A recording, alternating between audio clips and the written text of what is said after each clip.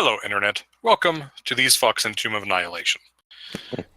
These fucks. These fucks. If there's any kids listening to this, go fuck off. So, last week, you guys arrived at Camp Righteous, the abandoned camp of the Order of the Gauntlet that was previously overrun some weeks ago by some of the undead that inhabit this side of the river. You went into an abandoned temple with a bird on your back, and that bird died. And you almost died. But instead you leveled up, and now you are back in front of the temple. What do you do? Rain offers to carry Karen. Man, Manager I'm only 100 pounds. Manager offers to carry Theron. Theron, how much do you weigh? 170. Yeah, that's fine. Is this what we want to do? I think this needs to be a unanimous decision because this could have grave consequences. We did, level up and we have more HP, but this needs to be a unanimous decision because this could kill us still. Rain is up to the challenge. I think we should send 2 people first. And if this works, we should sit there and the rest of the team. Theron, are you up for going for going first again? Me and you will go, and we'll let Rain and Karen stay behind. I am the strongest. I would be up for that. I went through it first to begin with. See, I don't mind going again. Karen, are you okay with that? With us going first? Yeah, that sounds okay. Do you think that it is safe to climb up the cliff individually, or does the person need to stay on the shoulders the whole time? Well, considering that when Theron was at the base of the cliff, once the bird left his shoulders, the trap activated. I think that could have been because I ran in there to try and save him, though. That is true, but I wouldn't want to risk it. Once Theron starts climbing, I plan on climbing as well. I wouldn't want him to start climbing off my shoulders until I have my feet are off the ground. That's my plan. The blades that came out of the wall, what height were they at? They were about 4 feet, and they come in like they're slight. They come out of the ceiling. They like swipe down like a grandfather clock. Oh, okay. Pendulum style. Yep. I just want to look at something really quick. I want to look at the potion of vitality really quick if I can, just to see what bonuses it grants me. Just in case this thing starts slicing really quick. Mm-hmm. Let me just pull it up. Yeah, Karen can stabilize from like long distance, so feel free to die. No, we've learned that you can't be brought back from the dead. That's part of this whole. I mean, not dead, but like death saves dead. Did you take a level of warlock? Just take a level of warlock. That's not why I can do that. No, I was just asking for my overlay. One of the things I wanted to ask you, Ken, before we get into this, if you don't mind, unless it's something that you're going to make me wait to find out, the first level spell ceremony that I get as a paladin, funeral rite. You touch one corpse, and for the next 7 days, the target can't become undead by any means short of a wish spell. Do I think that might work against somebody becoming undead here in Chult? Yeah, absolutely. But it certainly wouldn't help in bringing them back to life. No. Okay. All right.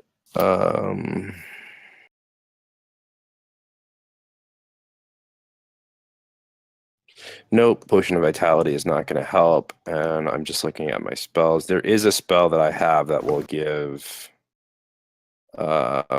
Somebody temporary hit points. This is at the start of each of its turns, but 3 extra hit points isn't really going to make much of a difference, and I'm not wasting a spell slot on it. All right. I do have something that might be of use here.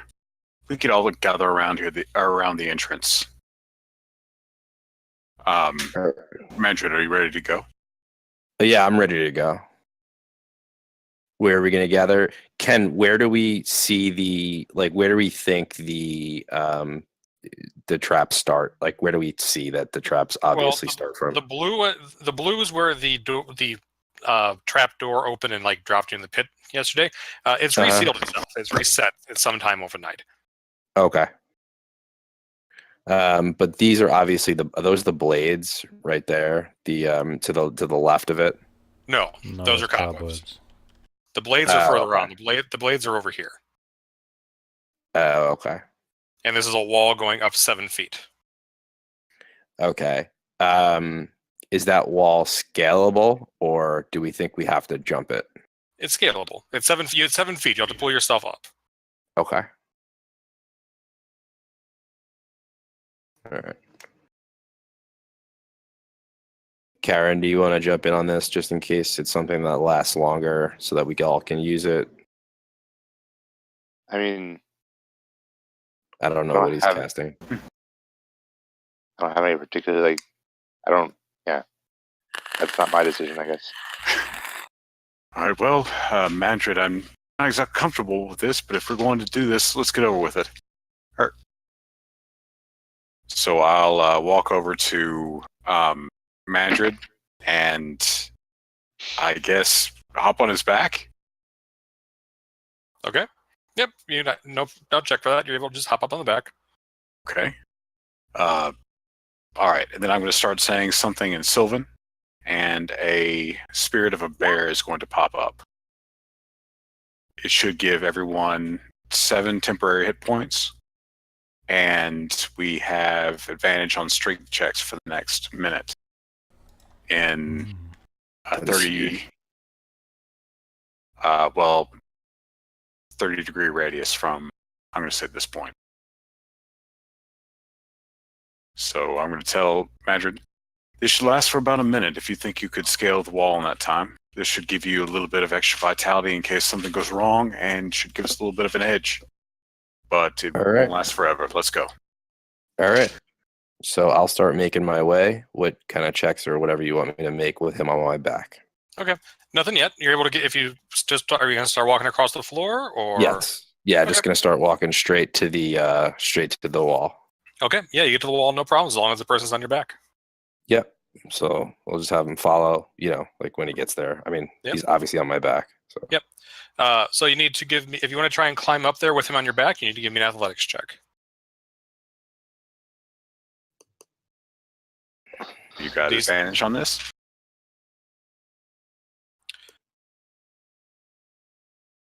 Advantage is good. DC is 15.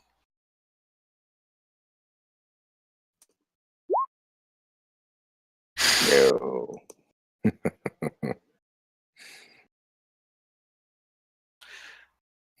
All right.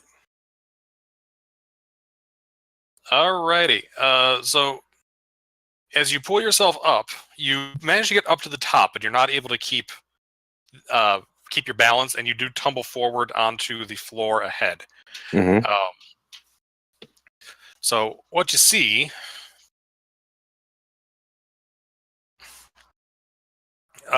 there is ahead of you, there is a terrace.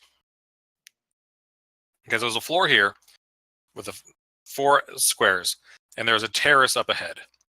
On top of the terrace, who's on your back there? It's Theron. Theron, as you were being brought up, right before you tumbled, you almost looked like there was a door. You can see like the bottom of a door over that next ledge, but then you fall down. Why don't Mandrid, roll me a D4, and let's see what square you fall in. All right. That's not good for you. Okay. That's bad. Okay. I need you both to give me a DC 13 Dex save. Oh man, you guys are gonna die. Well, that's good for you. Paladins are known for their dexterity. No, I don't save. Nope. All right. Mandred, you take 20 fire damage. Theron, you take 10 as a blast of fire just comes out of the walls and just starts incinerating you. And how many temporary HP did I have? 7. All right, so I'm down to 7 HP. I have 20 HP. Thanks for that This HP, happened. bro. Thanks for that HP, bro. I suggest Exactly we. why I took the subclass. Do I is anything else happening at this moment, or can I heal myself? Well, basically you're an initiative now, so what do you want to do? I'm an initiative with what? Just, you guys each get a turn to do something before Something else happens. something else happens. Well, where am I before I make You a decision? are on this square. You guys are sprawled on top of each other on this square. And what just engulfed us in flames? There's the bouts of flame just shot out from the sides. Yeah, and is there an area where that is not being engulfed in flames? Yes. The whole. Out here. Why don't you give me a perception check real quick? Both of you guys. Well, my perception is shit. So Okay. Theron, you notice the square next to you, third square. Why is it? It's on the grid, but you see how there's 4 squares across? You're in the bottom right corner square here. The one to the left of you is faintly glowing with white light.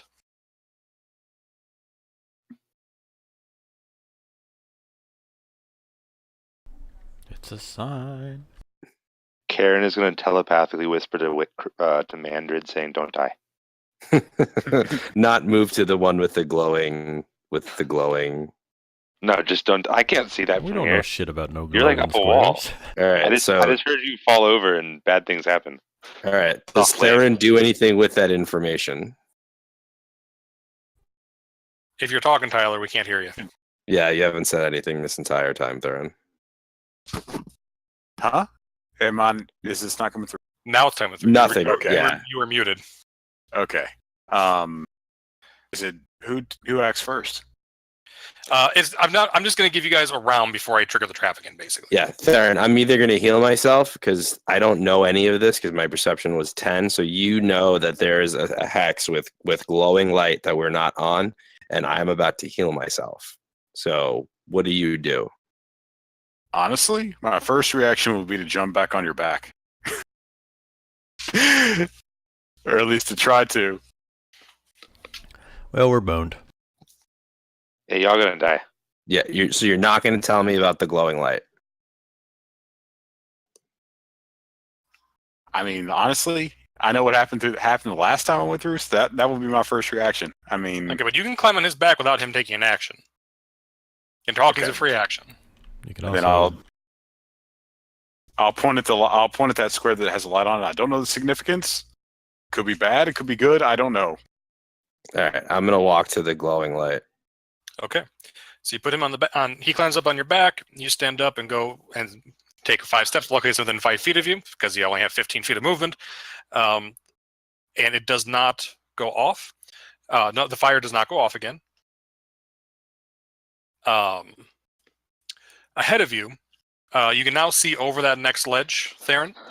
The door on top of the next ledge has a pattern laid out like the pattern here. Now there's a square. The square in front of you and to your left is lit up on that door. All right. Can Mandred see that? No. Okay. In front of us and to our left? Yep. All right. I'm going to say, Mandred, I think this has something to do with the traps. Go to the square in front of us and to our left. Okay. So you guys can follow the pattern. Because you have to be precise, give me a dexterity Acrobatics check. Do I feel like we're in any danger now that we're like standing on this hex? As long as you're standing on the first hex that was lit up, and it is not. No, the fire has not come again. Okay, so now that I feel like we're not in danger because the fire hasn't come again, I'm gonna heal myself in this moment that we have with nothing happening. So I'm gonna do lay on hands for 10 HP, healing hands for 2 HP, so a total of 12 HP. All right. And I'll leave it at that for now, I guess. So I have a total of 19 HP because they still have the 7 temp. Oh no, the 7 temp would have went first, right? Yeah. Yep. All right, so I have a total of 19 HP. All right, so I'm almost fully healed. I just don't have the temp HP. All right. You want? So I have to be precise. So you want? What did you want? A dex? Acrobatics check. Oh, that's It's not a hard DC. Oh my god. Hold on a second. Let me look at something really quick because now that I realized it's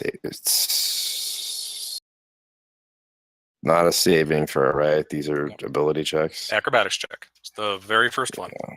So bless isn't gonna help me. No, it does. No, bless doesn't help. It's only saving throws. They're not checks. I was not on checks. Right. I think it's 10 checks. Bless is both. Is it? It's Hold on. Yeah. Because Bless is the opposite of Bane. Is the level 1 spell, not the cantrip. Attack rolls. Attack rolls, saving throws. Huh. Yes, not ability checks. Attack rolls. weird. Okay. Oh, yeah. No, never mind. Yep. No ability checks.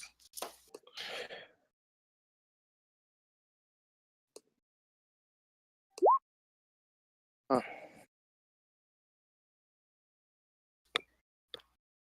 So you're casting heroism on yourself? No, I was just looking. I thought there was another one that I don't have prep that gives me something, but I'll check after the session. Does 13 do it for me? 13. He should be assisting. He should just be assisting me, even though he's on my back. I mean, can I do that? If you had said it beforehand, but no, it's factored into the difficulty. It wasn't a hard thing to do. You're both adults. You're capable of carrying on. Sam, you were able to walk across. We should say he's on my back upside down, right? So he's got his legs around my head and he's holding onto my legs with his hands and he's working me like a puppet, you know.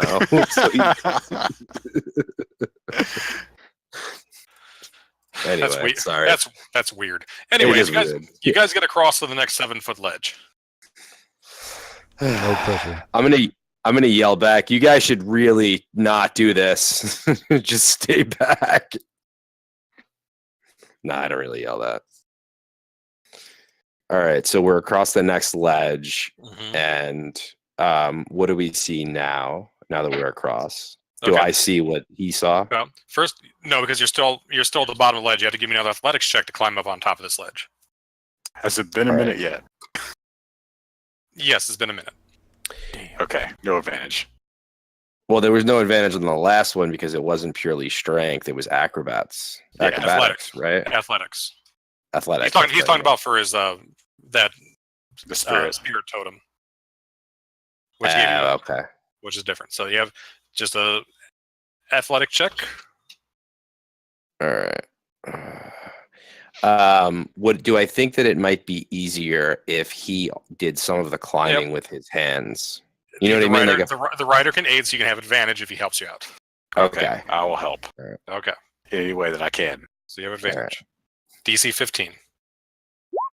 Oh, Jesus, thank God. All right. This time you're able to pull yourself up, and he's on there holding on piggyback, and you guys are able to stand up, back wrenching in front of this wall. So you're up here now. The door in front of you is a grid laid out with 4 lit up. It's got the path that you followed lit up on there, in 4 squares.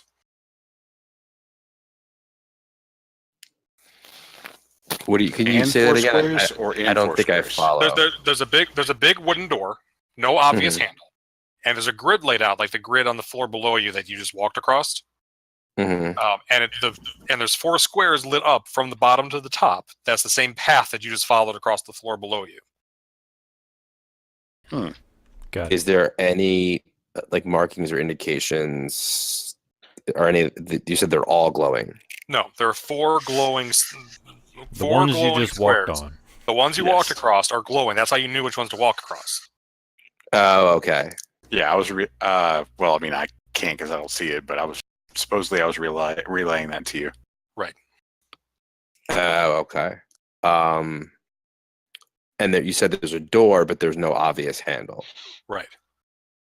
This is clearly a door you're looking at. The door is what's got the grid on it, the pattern on it, with the 4 lit up squares.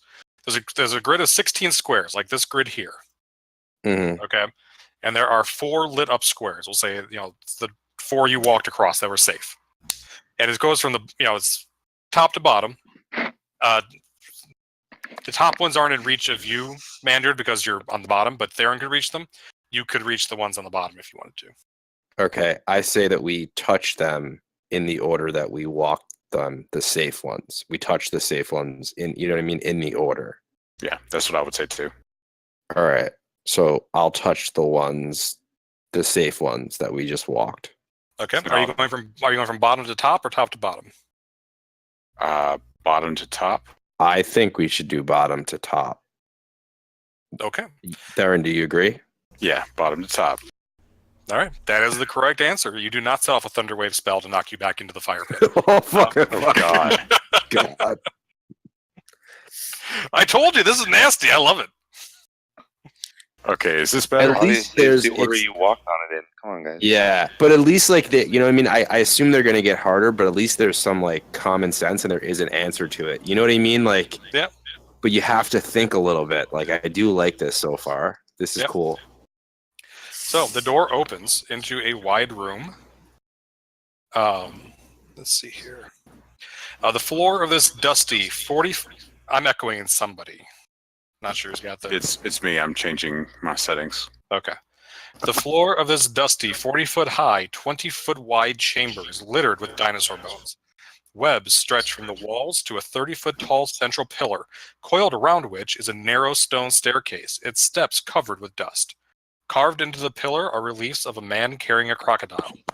The reliefs follow the stairs up to the top of the pillar, on which sits a large, beautiful ceramic jug.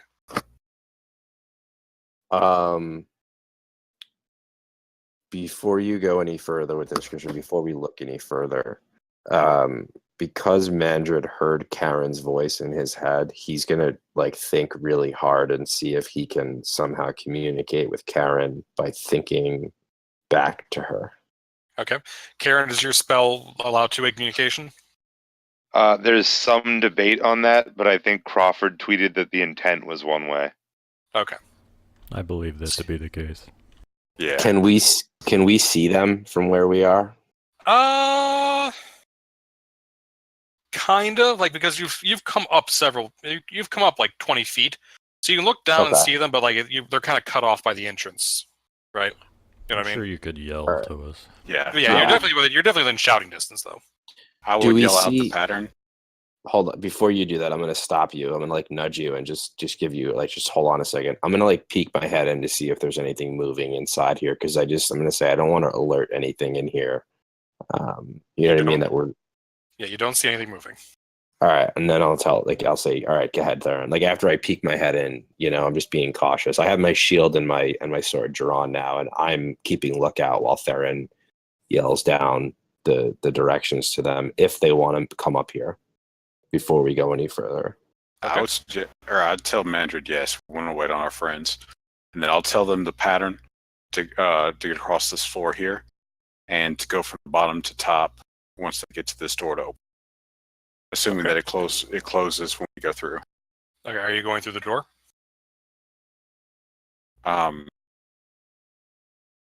Matt is going to suggest that we wait here for them, give them room to climb up, you know, but stand here and see if we can keep the door open. Yeah. As long as the door doesn't look like it's about to shut or something. It doesn't seem to. Okay. Yeah, we'll stay right in this area. Man's just gonna start looking through his pack to see if there's any way to like throw a rope down to them so they don't have to climb up. Does he Okay. think that? Well, they Yeah, still the- have to, they Karen still is have to definitely climb. hopping on top. Yeah, they have to climb that first ledge, and you're not there anymore. You're another 7 feet up.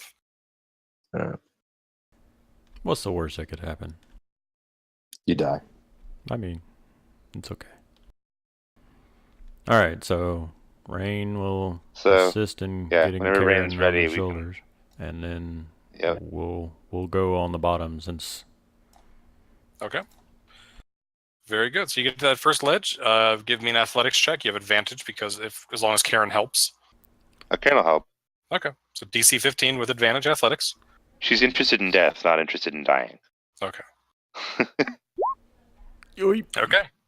You get across the first one there. Give me a dexterity check to get across the tiles safely. Acrobatics rather, if you like. Yep. Nope. Okay. That is fine because you couldn't have failed. I set the DC for that as 5, so you're fine. Oh, okay. That- I don't know if, So if my actual position north or south matters based on the floor No, tile, but I no, follow it's the not big. pattern. Yeah, you follow the pattern that was shouted to you, so you're fine. And then athletics check with advantage to get up to that top ledge. Yep. Nope. Nope. So let's see. You failed by 5 or more, which means you fall backwards, I think. Sorry, Karen. Okay. Karen, jump off. Land on the ledge. Yeah, that'll go well. I tell you what, Karen, I will give you the opportunity to do that. will It's go going to be for it. hard. Yep, it's going to be. You can do athletics or acrobatics. It's a DC 15 for you alone. All right, here we go. And you just killed Rain. Okay, Rain and Karen, I need dexterity saving throws, please.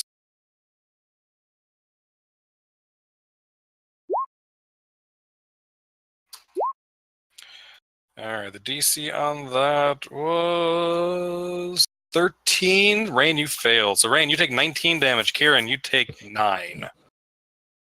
Remember, you have 7 temporary HP. Yep. Yeah, I just used that. Oh yes, thank you, Meredith. Everybody remember to take away an insect repellent.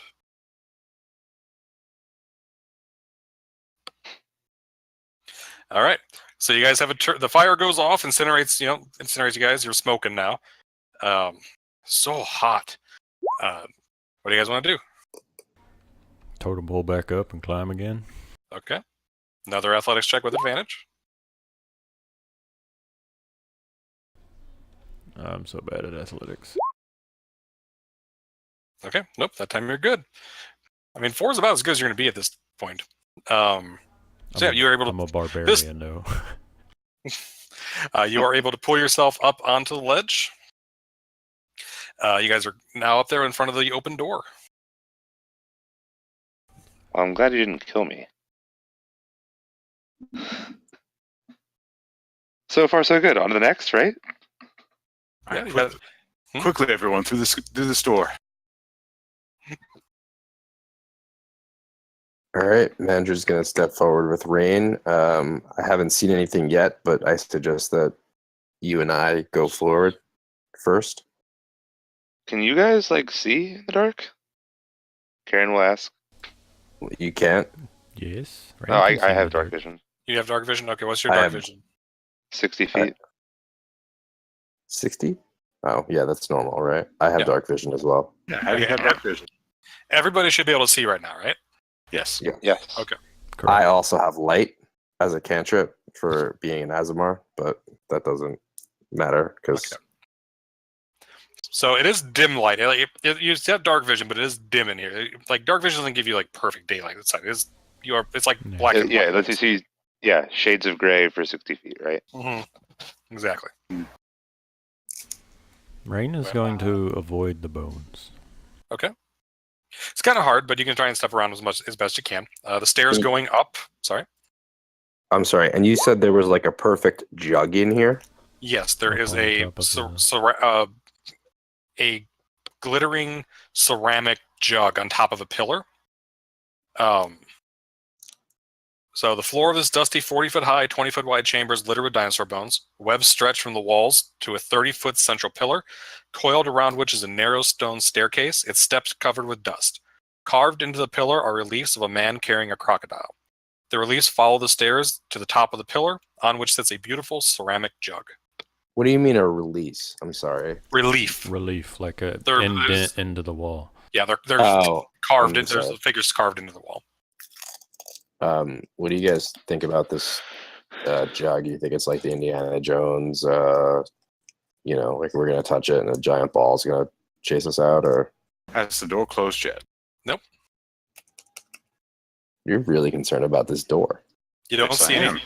You don't see any traps. I noticed. Who's our resident thief if we had one?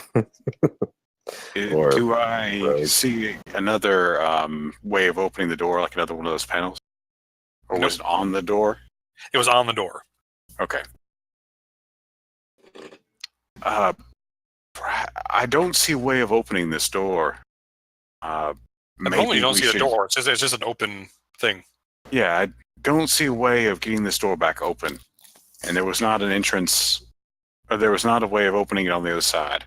Maybe we should leave someone outside in case this door closes. We're not going to leave someone outside. We should leave something to wedge in the way, but we can't. We shouldn't leave one of our party members out here or venture forth without our entire party. Yeah, because if the door closes, that person's screwed, and it won't be me because there's no way to get back out of the temple without being on someone's back. What's the ceiling look like in here? It's a ceiling. It's just a regular stone ceiling. It's about 40 feet high, so it's tall. Big room. This whole room is carved out of a cliff face that existed. It's not constructed. It's hollowed out. It's hollowed out, but it's also been worked. You can see stonework. Okay. So it was probably you can give me investigation if you like.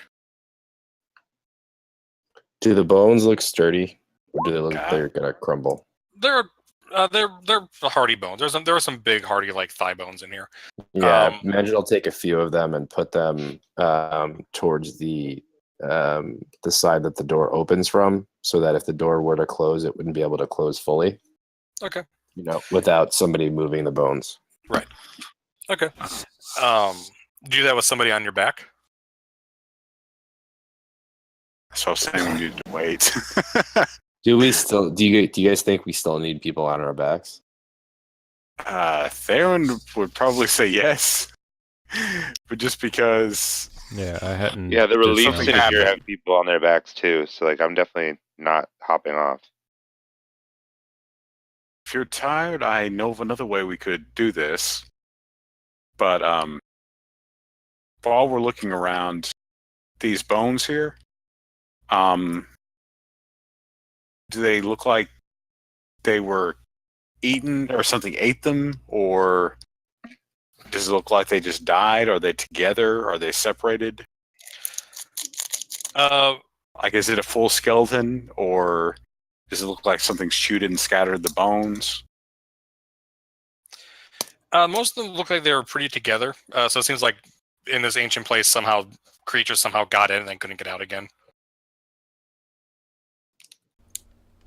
That does it. Yeah, that doesn't. Having Don't someone outside the door so they could open The it. jug. What'd you say? I mean, it should be Having- 2 people outside then. If it's gonna be people outside, it should be 2 people outside. Because you need to stay on piggyback, especially outside. Do you want Rain and Karen to wait at the door? Are you guys going to be able to carry each other outside? Yeah, Rain. I weigh nothing. Rain can definitely carry me. Oh, it's And- Rain and and have Karen. all I of thought them. you meant Theron and Karen. It's up to you guys. I mean, I don't mind. I'd prefer to go. That's just the type that Theron is. He'd prefer to go than to stay. He wouldn't feel comfortable letting you guys go. Hey guys, I'll be back in 2 seconds. I'm sorry. Yeah, so we could hash out our plan. Yeah, we got the door pattern. We can stand outside, and you guys can Indiana Jones or whatever the fuck. Yeah, that If sin is there's- about to crush them. Mandred's gonna ask you, did I hear your voice in my head earlier, or was I imagining things?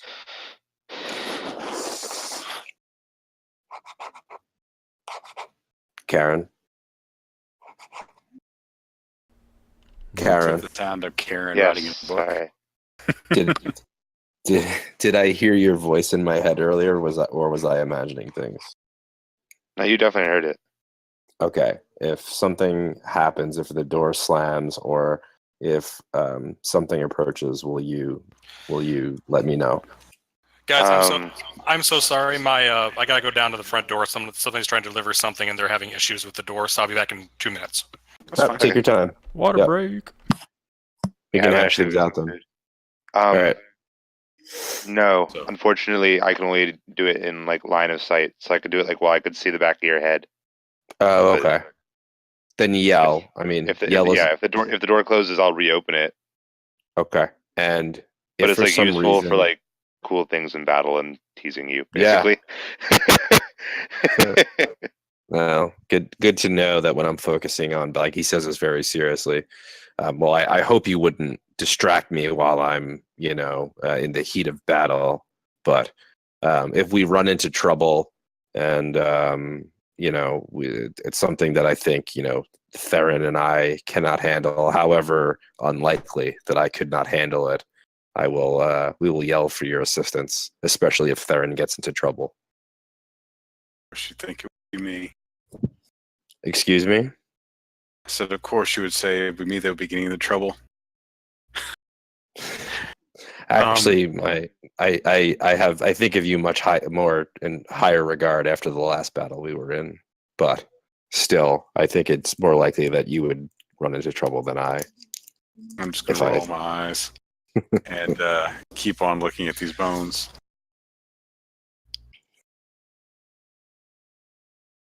What By do you the guys way, think? Do you think we shouldn't mess with this? Oh no, we want to get we want to get this this jug. Do you think we should wait until we're on our way out, or we should try it now?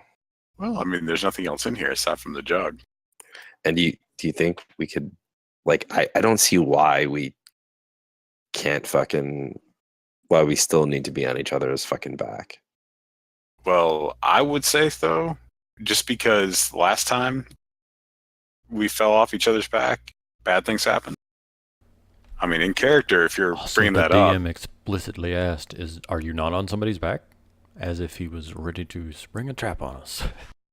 I mean, if you're, Theron would say, if you're growing tired, I think I have another solution we could use. What's that? I acquired a new ability, and I should be able to take on an aspect of some kind of beast. I'd be able to carry you on my back. Unlikely. You'd be What? surprised. By the way, I found something with a climb speed just after we got done after you climbing. did the shit, yeah. Yeah. Um, You'd think a giant wolf spider would be able to climb, but no. Do you find with the climb speed? I don't know what kind of phone you have, but there's Is it an not app. coming through? There's an app called Companions that I used when I played my druid, so that I could Uh-huh. like quickly set the CR. Like, oh, I need a CR1, and then you can filter stuff pretty decent on it. Okay. I've got it pulled, or I've got the list pulled up now. Yeah. I'm used to playing Moon Druid. All right.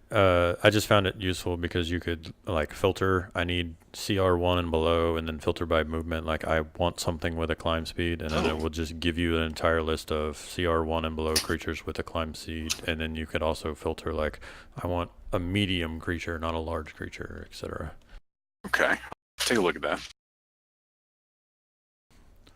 Mostly because I All kept turning into bears, and my DM kept going, "You can't fit through that door." But would he let you turn into a whale and walk down the hallway? Well, well, well. Anyways, what do you guys decide on? We decided that Rain and Karen should have just stood at the entrance and been moral support because I took 20 fucking damage for no damn reason. Can anybody Yeah, else just heal so we him can other stand than at me? another goddamn door. I can. Yeah. I'm not I get one of my. comfortable venturing forth without you guys. I don't think there's just going to be one more room. I feel like it's going to be like, room after room after room, and it's going to be me and Theron doing it all without you two. Well, like you can keep calling us forward, but we don't want you to get trapped in there either. Yeah, I will he's saying cast. when you solve this door, we'll move forward. There you go. There's some healing for you, buddy.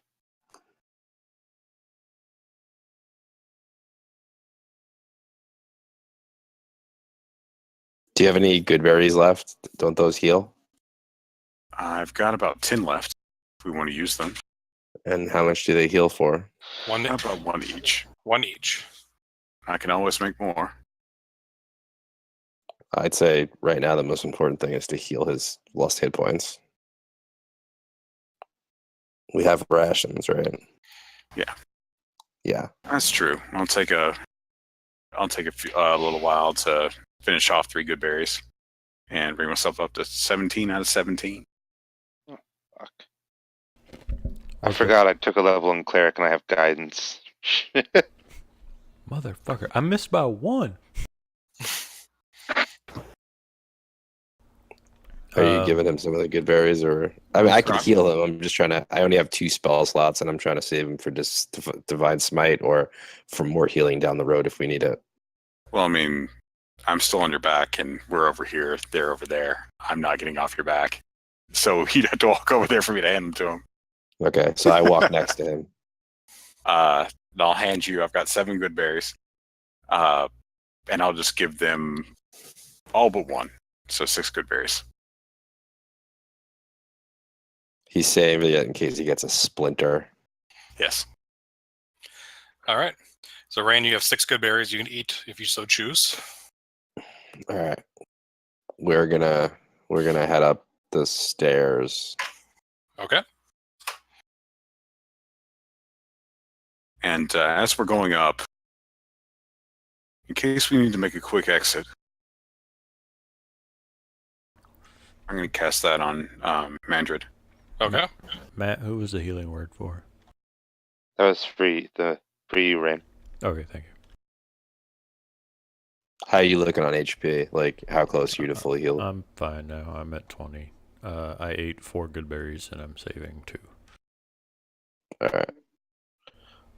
So are we Unless gonna you do want anything to. with this? Are we gonna do anything with this jug? Well, hold on. You're not there yet. You got to climb the staircase. The stairs, when you get to the Okay. stairs are about a foot high each, so it's a pretty good Mhm. step. It's not an athletics check to climb up, but I do need acrobatics checks from you, For both of us? for both of you. Why acrobatics from him? Is the staircase that spirals around the pillar is 2 feet wide. Each step is 1 foot higher than the one below it.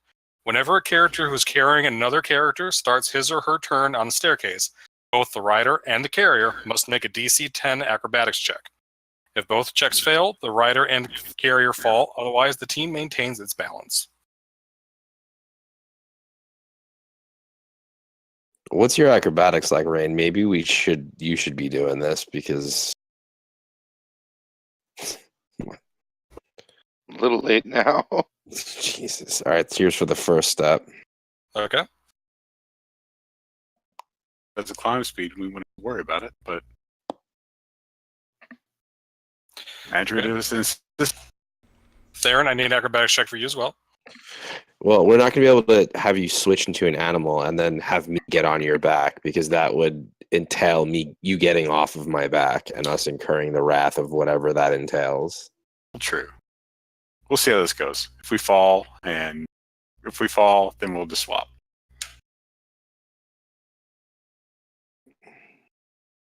All right, so the second step. Second step. Well, the first one was 1 foot, so I think I could get up 1 foot, right? Or does that take an acrobatics? Well, check? what it is that they're tall and they're narrow. So the check is just to be able to. It's not so much walking up; it's walking up this steep, narrow staircase with somebody else Okay. on your back. Okay. How many steps are there? 30. So I'm gonna have to do this 30 times. Let's see.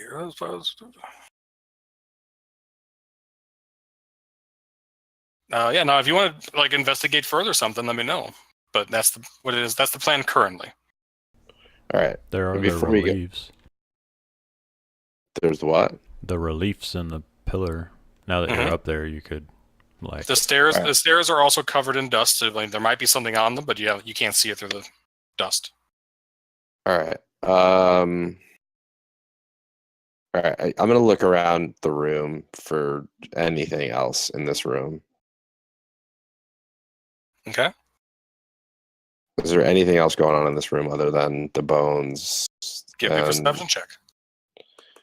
I'm gonna point out to Theron as well. Why don't you take a look as well? See if you notice anything, because this is gonna be quite tedious to walk up these stairs. Maybe I just tell him to look, and I assist. Okay. Yeah, Theron, you look around. You guys are looking around. You don't see anything. You don't see like any signs of spiders. You don't see any other doors. You don't see any traps or anything. Just the dirty stairs and that gleaming ceramic jug. And where is? I'm sorry, I think I got confused on where the jug is. At the top of the steps. The top of the steps. If the pillar goes 2/3 up the room, and there is a jug on top of it. Now Alright. this tall gleaming is it? jug, does it seem to be glowing of its own, right? Like there's nothing shining on it. It's glowing? Or it's just really clean? It's not. It's just really clean. Okay. And then what about the pillar, the reliefs in the pillar? Do I Yep. notice anything? Yeah, it looks like a man carrying a crocodile. How big are they? What do you mean? How big are they? Like, are these images or reliefs like the size of my palm? Are they, a foot tall? I see. They're a couple feet wide, a couple feet tall, and it's stylized to look kind of like the statue looks on the outside. Not big enough for somebody to get in. Or are they big enough? No, because or... the reliefs are like they're carved so they pop out. Oh. Would they be big enough to use as handholds? I tell you what, that's a good question. I will say yes. You can get advantage on the checks with the handholds. If we use the handholds as we climb the stairs. Yeah, so you can grab onto the reliefs and use them to like help yourself up and get advantage. But we still have to do all 30 of them. Yes. All right. Is there anything inside any of them that we can see? No. All right. The bones, have we identified them? Do they look like human bones or animal bones? They're dinosaur bones. Oh, you said that. They're dinosaur bones. And the spider webs, which way are they going? Are they going they're just cobwebs. They're ancient looking cobwebs. All right. Yeah. I could maybe use like thaumaturgy to shake the pillar and make the pot fall off, and then you just have to catch it. Can we just go do something else until I hit level 3 so I could fly up? I told you we should grind boars in the forest. I mean, if we want to swap, I have an idea. We can't swap. It's impossible. Okay. You could. You just had to get down off each other's shoulders. And then we incur some wrath that I'm sure you're Most dying likely. to incur on us. I have nothing to add to that.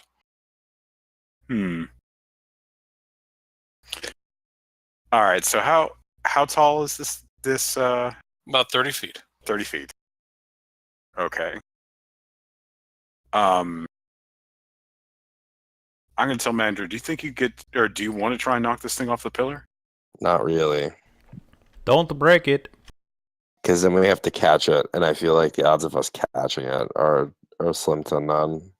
Because you're on my back, and no, we're not going to be very dexterous enough to catch it. Okay, Ken, how do you feel about picking things out of the PHB for things you can shift into? What do you mean?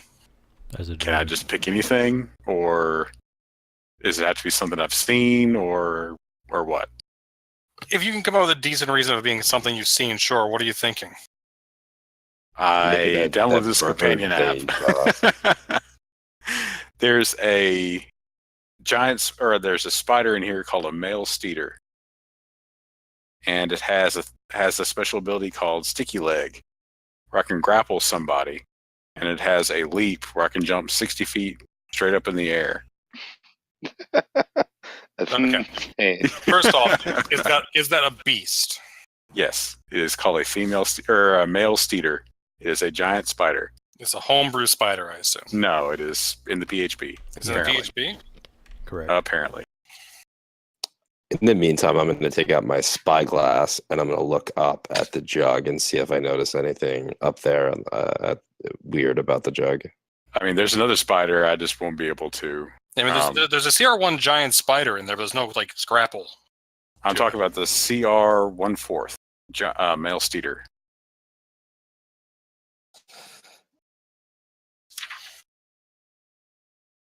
At least it's on this companion app that I downloaded.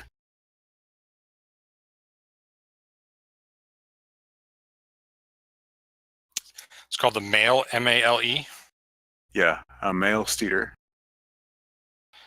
I don't know where the fuck you're getting that from. It's not in the PHP. It's not. I don't even see it on From- Cobalt Fight It's Club. from Out of the Abyss. Oh, is that where it's from?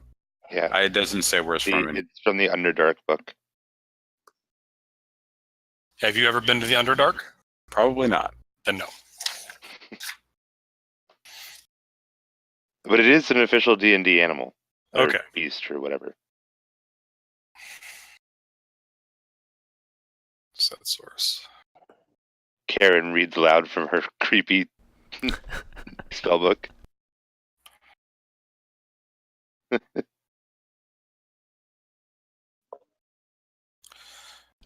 I mean, I can still if we could swap places, I can just turn into a spider and just climb up there.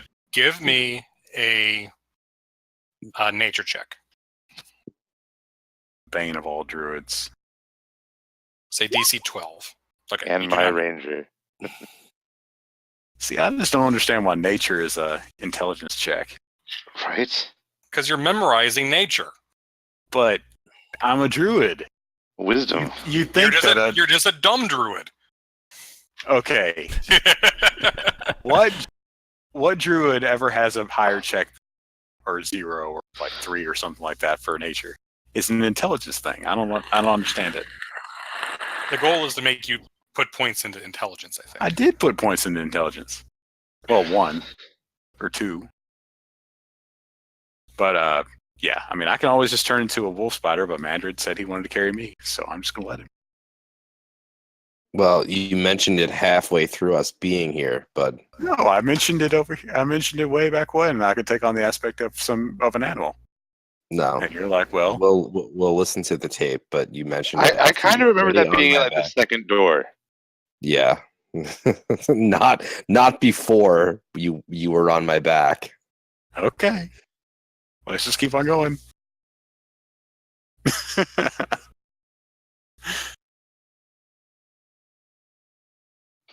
We do have handholds, though, You do have handles, so you have advantage.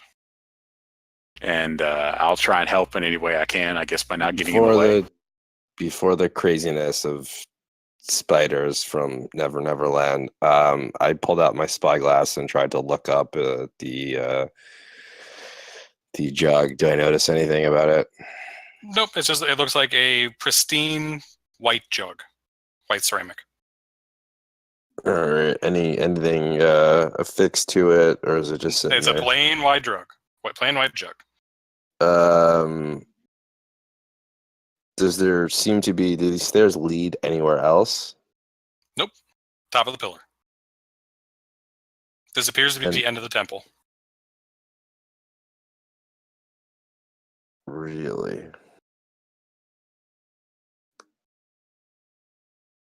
And there doesn't appear to be. Okay. All right. I guess we have no other options. You guys, since they could hear us and see us, you guys don't have any other suggestions to getting up to the top of this thing, right? Nope, have fun. Rain suggests Karen you will do wave it at you faster. sweetly. Rain, why don't you come over here and try doing this? Do you want me to? I want to fight something. I don't want to climb up this thing. All right, I'm going to climb to the next one. using the handhelds. Okay. So I hear there's a really good pot to fight at the top if you make it. All right, acrobatics with advantage.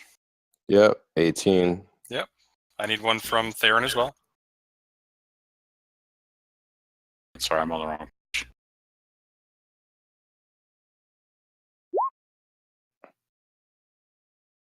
You said it was 10, right? So you're good to go. You're on the second step. Another acrobatics check, please. For the third one, do we For the notice third anything? step. Well, he fails. I make it. I Okay. made it so well. Do I catch him? Give me a dexterity save. Me or him? You. Okay. You managed to grab him. He only failed by one, so I'll say you were able to grab him and pull him back to your shoulders. Nice crit.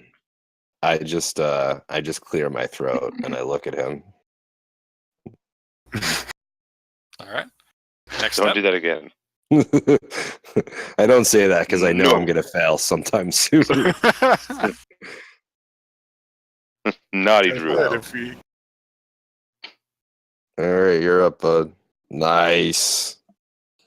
All right, now that Okay. we've made it, I don't So, know, 4 steps. Hold on. There are four trapped steps. So I'm gonna say you made it to the top. You're next to the jug. Oh, really? Yes. They Oh, want you to make a save for every step. That's going to take too long, especially since you guys have spent 20 minutes arguing about it. So we're just going to do 4 traps. thank you. I don't have Oh, anything so to swap with the jug, but You're up next to the jug. I do have a jug here. I'll take off one of my jugs. Do you have a filled with water? Yes. Hold on. Before we do anything, is there a top to the jug? No. Okay.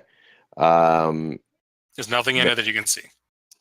Mandrid is going to look at Theron or just ask Theron to hold on, and he's going to say, I like the way you're thinking. He sees you taking out the jug, and he's going to say, I like your thought process here of replacing it with something just in case there's some sort of trap. We don't notice any traps, right?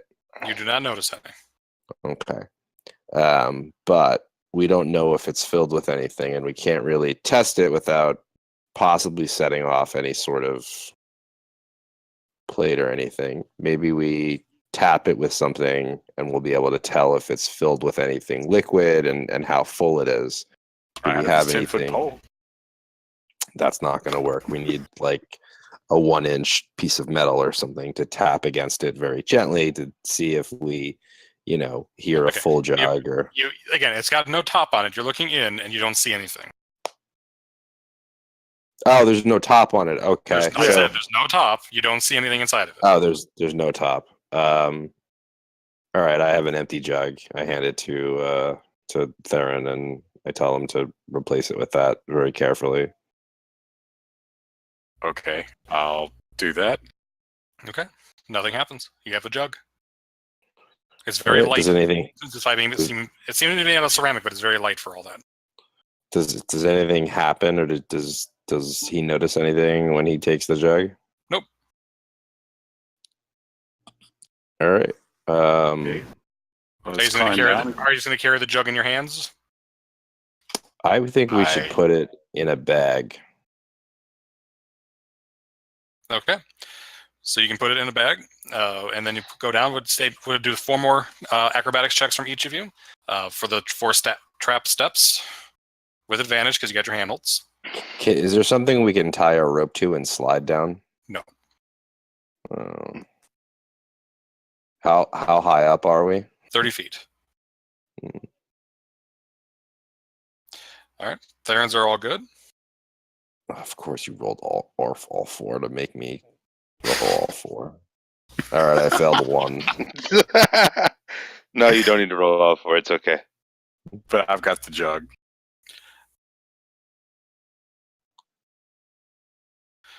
All right.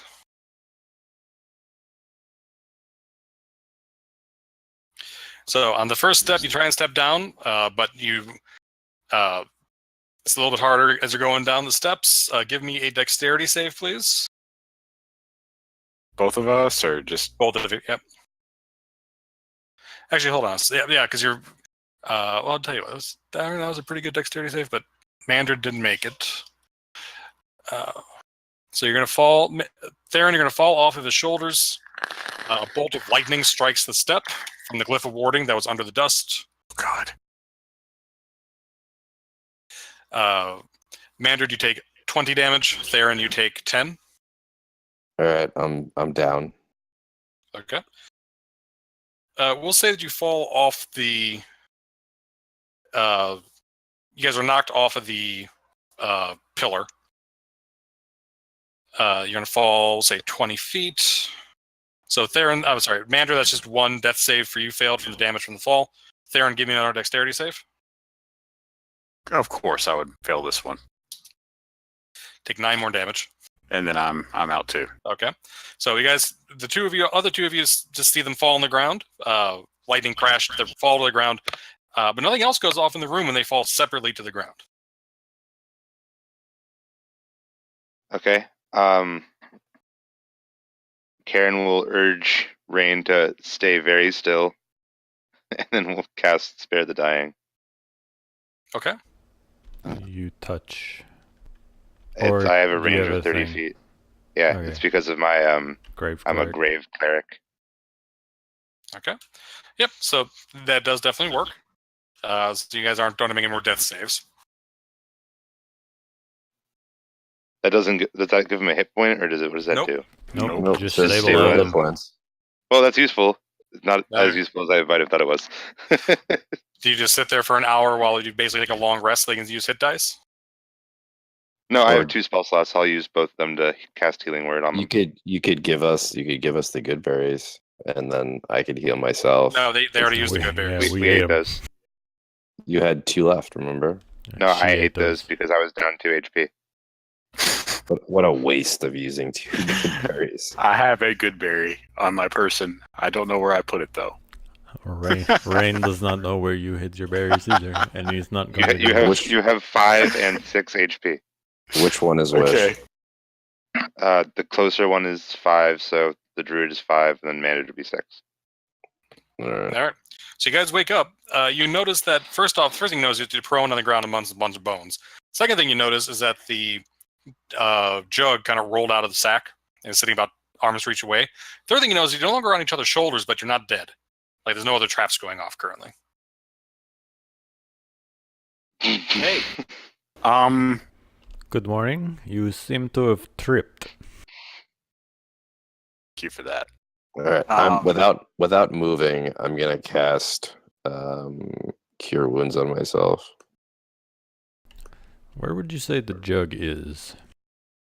It's an arm's reach away on the floor. Well, right, but like south of them, closer to us. We'll say it's we'll say it's like right there. All right, Mantrid. I'm tired of this. No more joking around.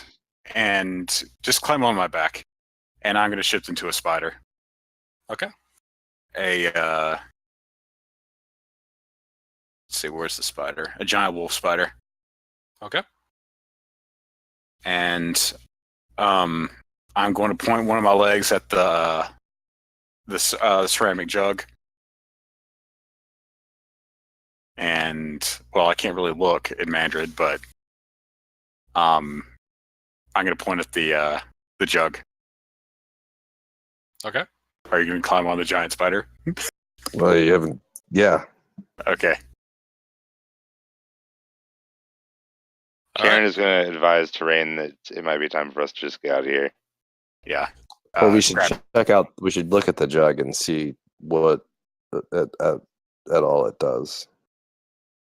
Well, how are you going to tell that? Just I pick don't up the know. jug. Well, I can't speak. Yeah, I don't have Identify or anything. All right, we'll just take the jug and go then. Okay. Do you get on his back first? Well, where's the jug? The jug's right in front of you.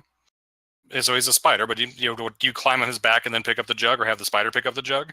No, I'm gonna climb on his back and then point to the jug and So much I'm- jug. Happens. I'm a happens. spider. I don't think I can pick up the jug. The spiders have sticky legs. You can pick the jug up and hand it over to them. Okay, I will somehow do that with a spider leg. Okay. You So- can use multiple of them. You have 8 legs to stand on. You're, Well, I'm just saying, you're chopsticking it. Okay. I mean, I don't know how I can hand it over my back to him, but yeah. If you never, Anyways. spiders can totally reach up like that. They have no joints. Okay. All right. So I'm gonna go to the door. Okay. Yeah, you guys go to the door. Slipping over the edges is easier than going up the ledges, so you're able to get out of the temple. Oh, screw that! I'm climbing on the wall, so I don't have to touch Okay. the ground. That's fine too. But you see the tiger and the bitch going down the stairs. We No should problem. all climb on the spider. I don't think I could carry more than one person. It's a giant spider. Just so you guys know, you did not have to be on each other's shoulders in the room as long as you weren't climbing the stairs. I was although- thinking you I assume that. I wasn't doing anything anyway, so Yep. The stairs you did have to, though, right? Yes, Yes. there was specifically the 4 stairs with the glyphs of warding on it. Also, if you were in the room, and once you picked up the jug, you had to be on the shoulders, otherwise the room collapses. Oh. hey. I was gonna throw a rope around the column and go up it Mulan style, but Yeah, if you could, you definitely could have tried that. Well, remember when we asked if you guys had any other suggestions and you said no? Rain assumes his suggestions are dumb suggestions. I mean, I'm a spider, but I could have just thrown whipped the thing off of the top, and we could have caught it. But Yeah, and I think that would have ended in everything collapsing, and as long as you were on the shoulders, it's fine. As long as you caught him on the shoulders. we wouldn't have caught it. No, you never know. Now you don't know. You had a But web on it. you've got a jug. It's a pretty jug, spotless white ceramic. all right, I'm just going to continue walking out until I get completely off this thing, I'm and gonna then I'll jump stop. off. I'm gonna jump off your back, and I'm gonna walk over to the dwarf and ask him if he knows what this jug is. The dwarf shrugs and is like, I don't. There's a jug, put water in it. I don't know. Shut up. Get on the boat. Let's go. At All least right. it's a pretty jug. All right, I'm going if you think it's magical, if you spend an hour attuning to it, you can learn if it has any magical properties. I mean, I'm going to. I would, but I'm still a spider.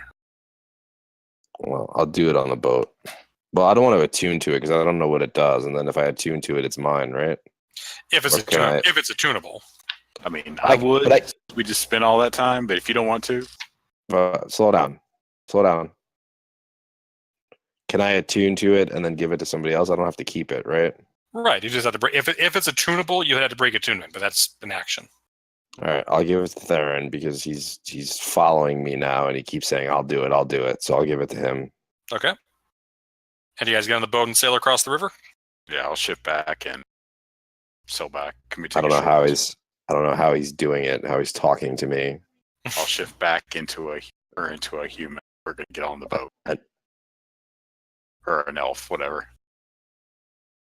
Okay. You guys get on Karen the boat? will walk behind everybody and mumble, "You're welcome for saving your life," and then we'll hop on the boat behind them. Yes, thank you.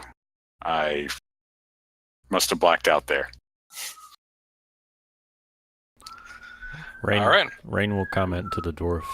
And he'll kind of motion to Mandarin there and go, they really made quite the team in there. You should have seen it. Give I'll me just give me a deception check. Oh, I'm not aiming to deceive. I'm. Oh, okay. I was glad at rain. They were only Go back missing to one mumbling. stooge. All right, I'm gonna look at them and say, next time y'all go in first. Next time, I suggest we do not almost die for a fancy spittoon. Next time we'll listen to you before we even start the trip and let you turn into a spider.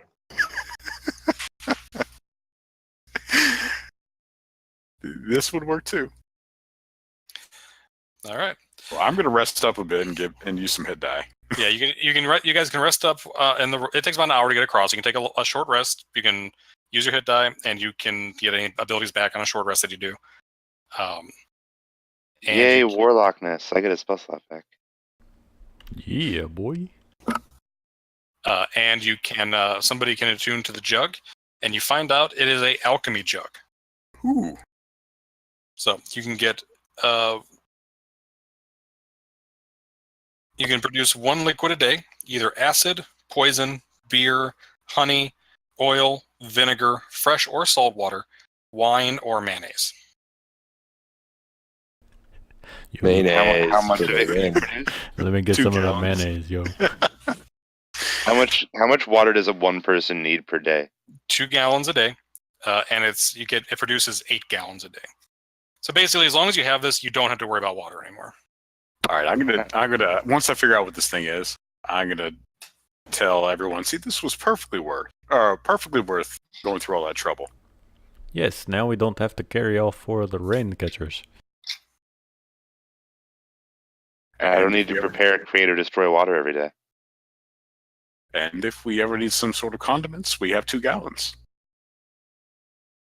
Or 8 gallons.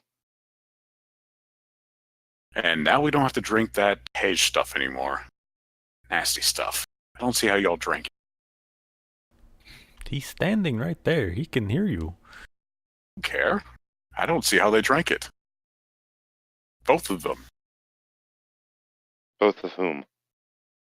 Mandrid and the dwarf. Or It's Musharib. delicious. You say so. While this is going on, Rain, you guys are landing across the river. Rain, roll me a d20, please. Sure. Sorry, I was reading that I have dexterity advantage against traps. How do you have that? Because I'm a barbarian and I have danger sense, but I've never played a barbarian, so I forgot to, read my character sheet before going into a dungeon. Okay. You're able to land and get into the jungles, no problem. You guys are actually, here now. So you get yourself up into the hex. That's your afternoon sessions getting, up kind of on the... Oh, you guys are in the boat, right? Yeah. Yes. Yeah. Yeah. So you're gonna be right there then on the river. Night come. Why the fuck did I say it like that? Night Nightfall. comes. Daylight come and I wanna go home. You see, you went Jamaica. I thought I sounded like fucking Christopher. What's Dracula's name? Christopher Lee. He Yeah. was Starman.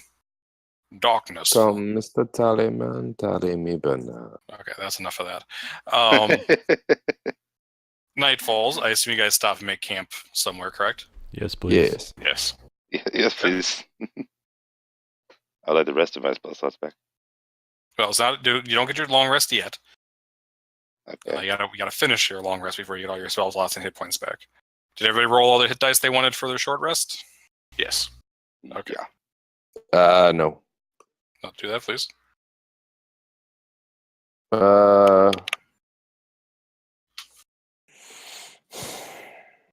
I'm not gonna roll mine because I'd roll 1 and only get 4 back, and I can actually roll mine in combat and get much more back. So, no. Okay. Well, if we're stopping for the night, and Theron's gonna tell everyone about this jug, and he's gonna say, "I think tonight we deserve a little bit of a celebration." And I'm gonna use it to I'm gonna call out 4 gallons of beer.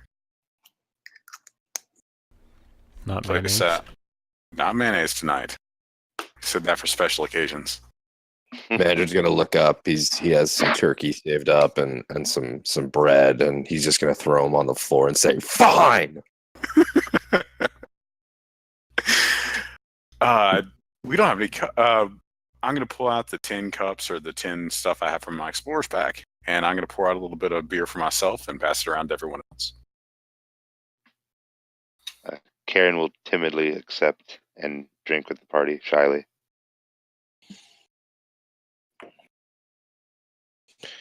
Manager will certainly accept and raise his glass to Theron and say, despite all the falls and the setbacks we've had the past 2 nights, the past 2 days, I think we had some fun back at Camp Righteous. Oh, I agree. And I'll toast him back. All right, Ken, let's go. Let him set upon us. Come on. Yep. Who has a passive perception over 12? Not I. Let me check. But I think I do. Rain does. Mine is 12. Okay. Mine is 15. Anybody 12 or higher smells something rancid. I'm going to use my circle of, or what the hell ability is it called? Eyes of the Grave. What sort of rancid? Like rancid as in like- death, or like- rancid like- as in someone let one go? No, like rotten meat. And yes, you definitely know. You can tell there are some undead heading towards you, Karen. If you choose to share that information. Okay. I will tell the party that, and then I am aware if they're within 60 feet, I can like blind sense them, kind of. I think. Yep. The second you say that, Mandra draws his sword and his shield and gets extremely agitated and just says, like, point me in their direction, and starts to just get ready for battle, just tightening his armor. And All right, we don't have to be pointing in the direction because at that point they're going to bust out of the foliage at you. So I'll get this set up real quick.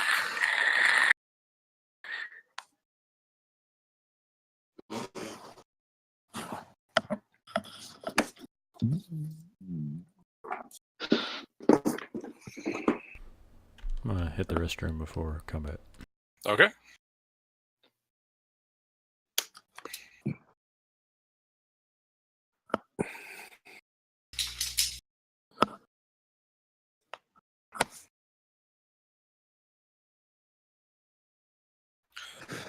Oh.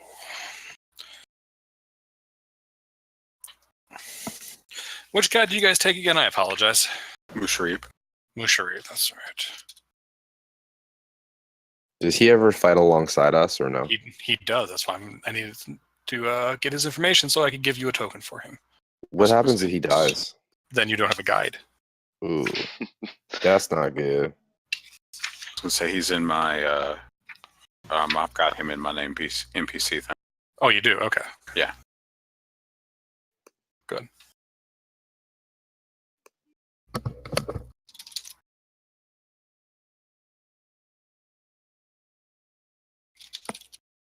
How many? Oh, How many? Oh, never mind. I'll shut up until you switch you. over. Yeah. Don't you miss me though? You missed me. Come on. yeah. All right. If I didn't miss you, I would have invited you back. Anyways, arrange yourselves around the campfire however you wish to be. The noises you hear are coming from the left, by the way. All right, manager's gonna set himself up in front of the rest of the group. Well, in front of like Thorin and Theron and definitely Karen.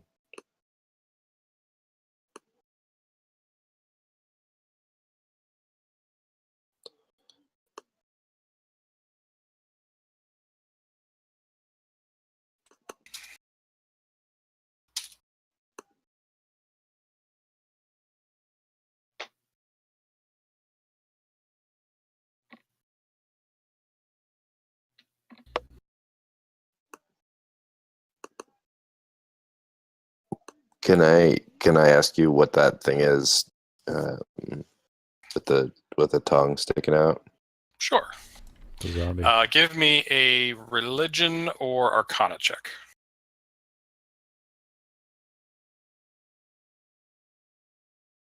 Oh, never mind. It's- No, You know what it is? It's scary. you Also, know it- nothing, Jon Snow. Also, it's clearly the source of the stench. Do I know what the other things are, or am I so The other ones, non-religious? you rolled so shit on that. I don't think you know. It's they're undead. That's all that matters. Yeah. Hey, Ken, are there any more within a 60-foot radius of me, or is this like what we see is what it pretty much is? What you see is what you get. You're actually no, you guys aren't. Never mind. None of you are from here, so your dwarf is going to exclaim because you got landed on the other side of the river, and he'll tell you that he's going to shout that undead aren't supposed to be on this side of the river. He's very concerned. Well, clearly they are. Yep. Let's go ahead and roll initiative. Actually, is that Hunter back? Yeah, I've been back. I'm sorry. Okay, no worries. Everybody roll initiative.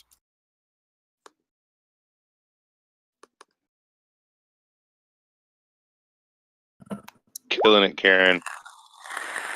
Of course, I'll roll low. Why are these things not rolling? Why is it not set this to fucking private? I don't understand. I've not purchased a module before, so I was actually going to ask you if there was a way to like blanket set that stuff. Well, or whether you had there to go is, and like your guys' character sheets are always default set to whisper, but the NPC sheets aren't. It's very annoying. It's only like 2 button clicks that change it, but it's still obnoxious. All right, everybody in? Yep.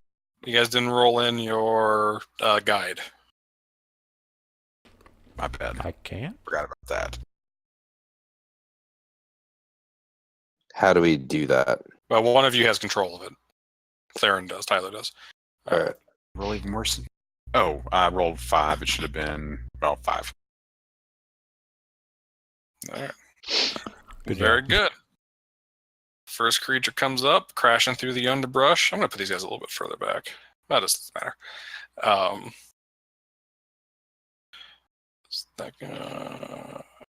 His actions.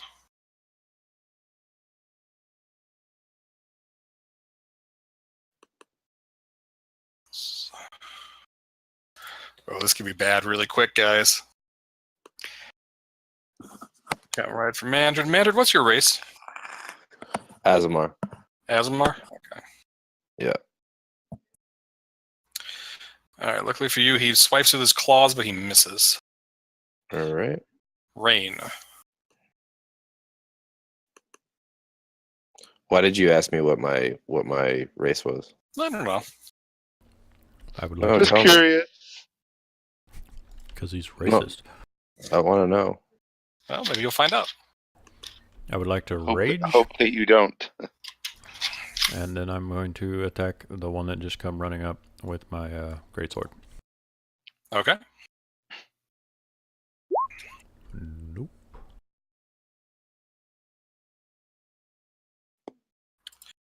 Uh, 10 is not enough. They're not hard to hit, but it's not that easy. All right. Next guy is going to come up.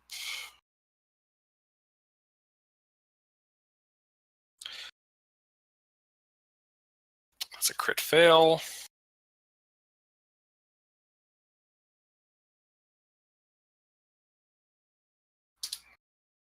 That's a hit.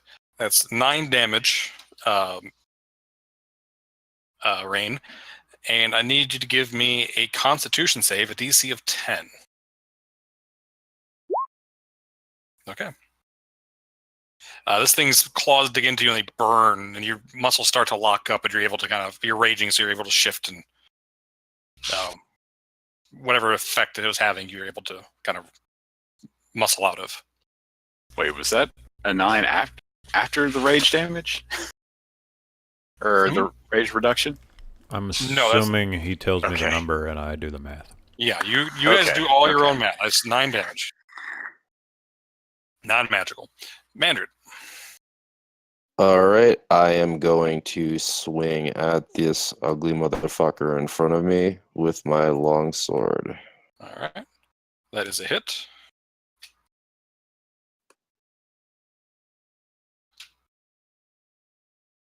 Just so you know, I took dueling, so it's an extra 2. Okay, sorry, you worked in the number though, right? Yeah, I worked it in. Yeah, Okay. I worked it in already. I just want to, just in case you looked it over, I rolled a 2 plus my proficiency plus 2. I trust that you have your stuff, your shit set up right. Yeah.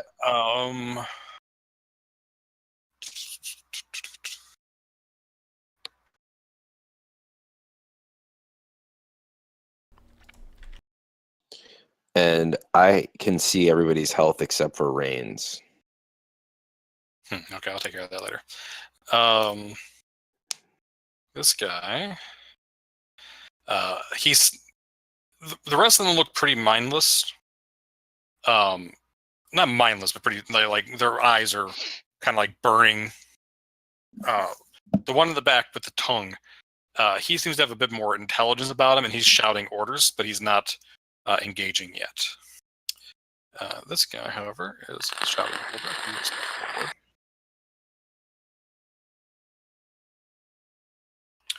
Ooh, that's a hit.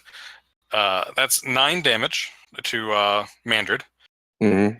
And Mandrid, I need a Constitution save, please. Okay. Karen. Karen will fire an Eldritch Blast at At who? the one that's already damaged. Okay. That is a hit. All right. Black ichor starts to pour out of him, but he's not down.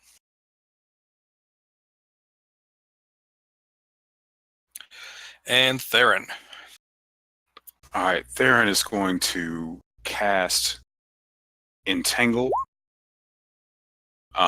In this 20-foot cube, it should get everybody except for the one that's right in front of me. Okay. And as a bonus action, I'm going to speak a few words in Sylvan and summon another bear spirit to aid us. Okay. So all Is these that a guys spell, can- or is that a spell, or is that a? It's a bonus action. I'll link again. Okay, it's not a spell though. It's a class feature. Okay. Yeah. Gotcha. So this is a strength saving throw.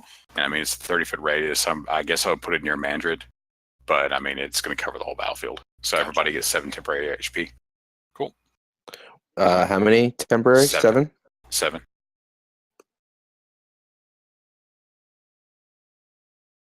And I'm going to brace myself against this one in front of me. All right. What's your spell save DC? 13. 13. All right. The vines wrap around all of them except for one. Okay, so they're all Which one is restrained. not? Which one is not restrained? I'm you're giving gonna you a mark it. second. I'm gonna I'm mark it. sorry. I'm really anxious. And this area here, this 20-foot cube, is difficult terrain.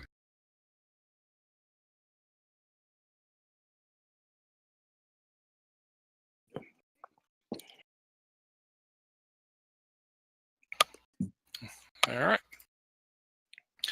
That's a busy turn that Theron just had, but it's pretty effective. Mushariv.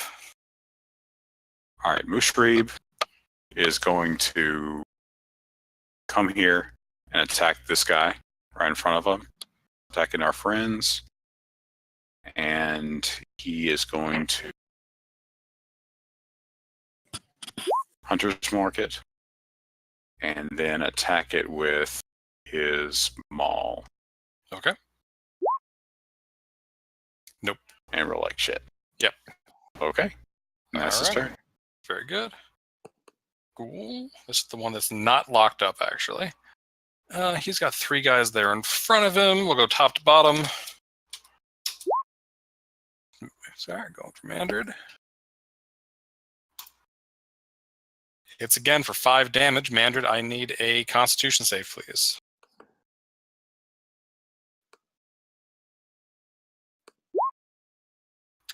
All right, Mandrid. The first one, you're still fighting off the cramps from the first attack. When the second one catches you like in the back of the shoulder, and you are paralyzed. You can repeat the save at the end of your turn. Okay, so I can't do anything. On your turn, you can make your save basically, All right. unless somebody else has a way of removing it, which I don't think they do. Rain. I'm going to attack the one right in front of me. Okay.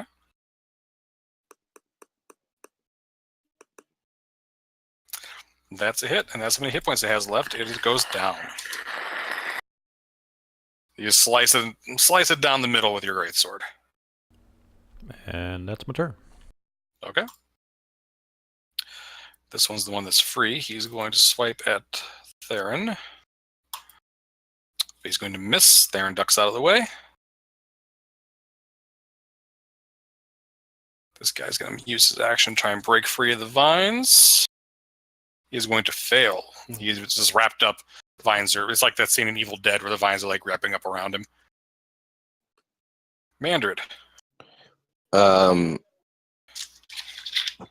That paralyzed. What type of damage was that? Slashing. Oh, it's not like necrotic or anything like that. Nope, slashing damage, and then it's just a paralyze. It's a build. It's a creature feature. Okay. So I have to make another con save. Yep. DC's only 10. All right. So you are able. You get your muscles to kind of unclench. Kind of like when you wake up with a foot cramp and you gotta like force yourself to relax. You're able to do that. And that takes my action up, right? So I can't do anything else. Yeah, that's your turn. That's what you can do at the end of your turn. Okay. All right. So that's all I can't move, right?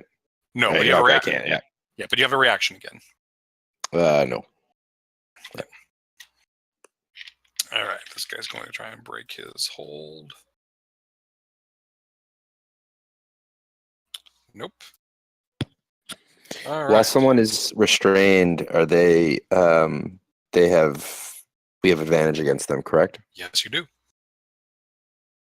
And we can incur attacks of opportunity, correct?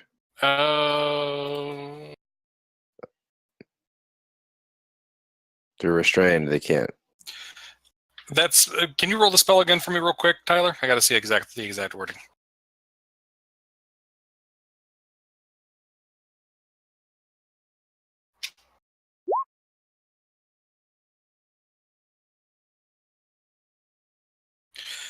Okay, so no, they cannot make an attack of opportunity, but they'll be at disadvantage. Their attacks have disadvantage when they're restrained.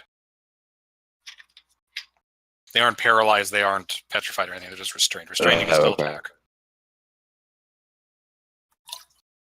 but disadvantage. Karen, it's your turn. Okay, Karen will fire an Eldritch Blast at this restrained one. Okay, advantage.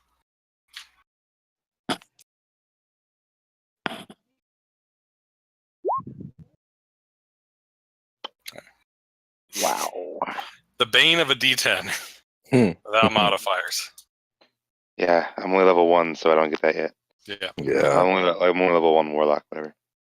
That is a tragedy. On the other hand, I will use a bonus action to cast Shield of Faith and give a little bonus armor to Theron, because he's the only one in front of a non-restrained zombie right now. Okay. So you've got 2 AC there, Theron, plus 2 to your AC. Keep that in mind. Theron, is your turn.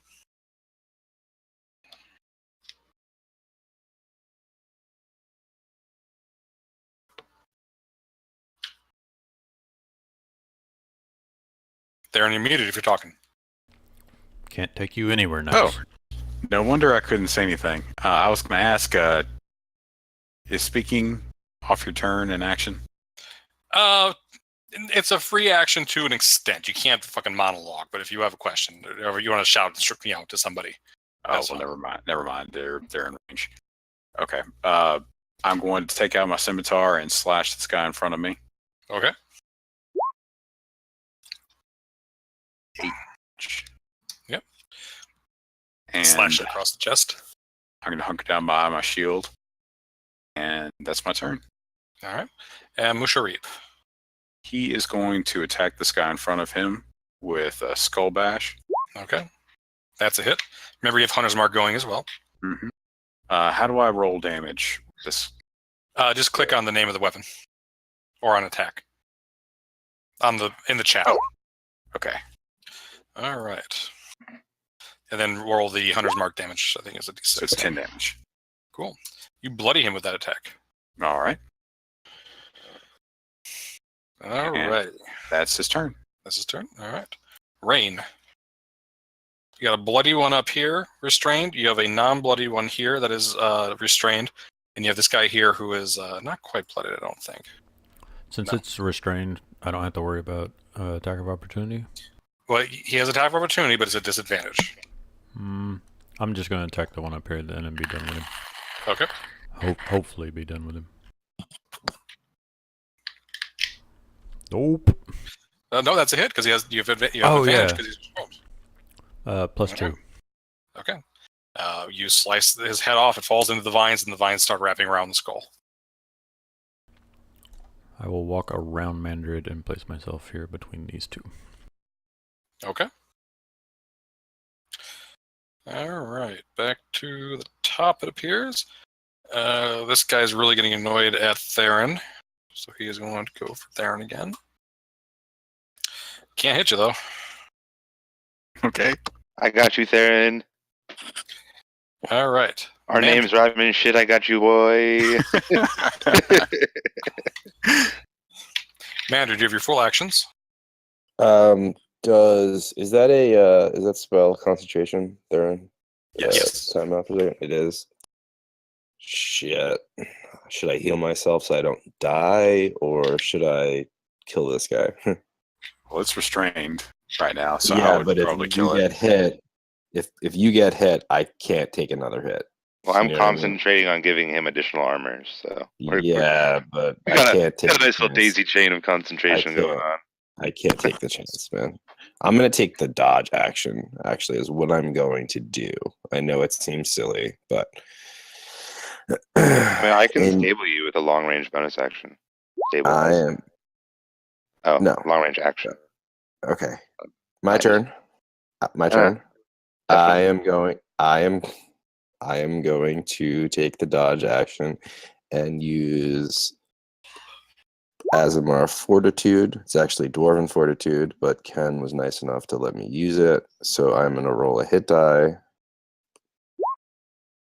Nice. And add my Constitution. Oh, it already did it.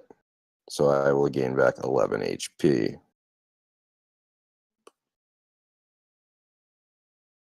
It adds my con modifier. That is nice.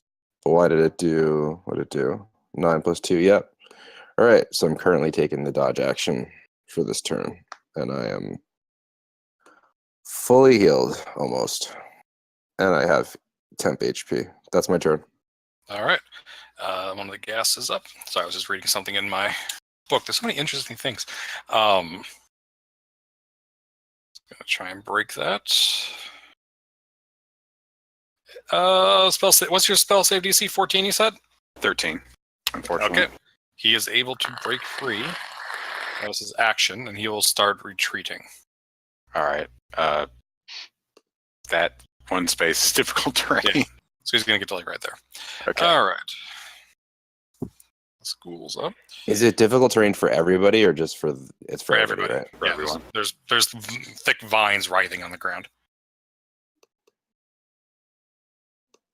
Except for the ranger guy, right? He can move through that stuff, but I don't think he has any reason to.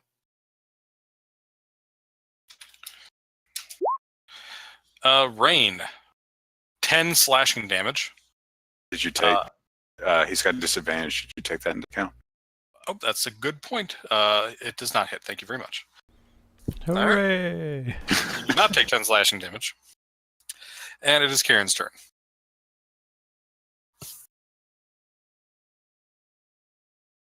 Karen will try to protect Theron and shoot this zombie. Okay.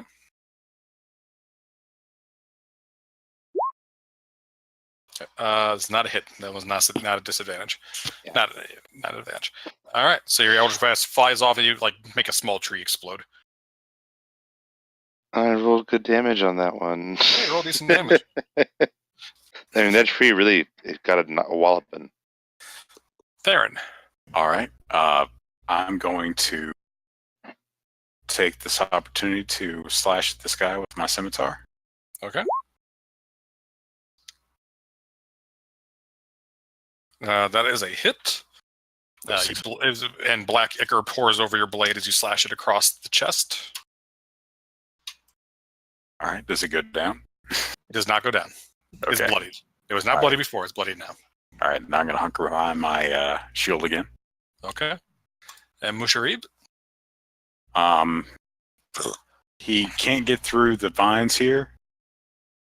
He can and get there. Well, he can, but I don't really want to go through the vines. Okay. And this guy, he can't. He would not be able to reach him. So he's going to go up to this guy, move the hunter's mark to him, and attack with his maul again.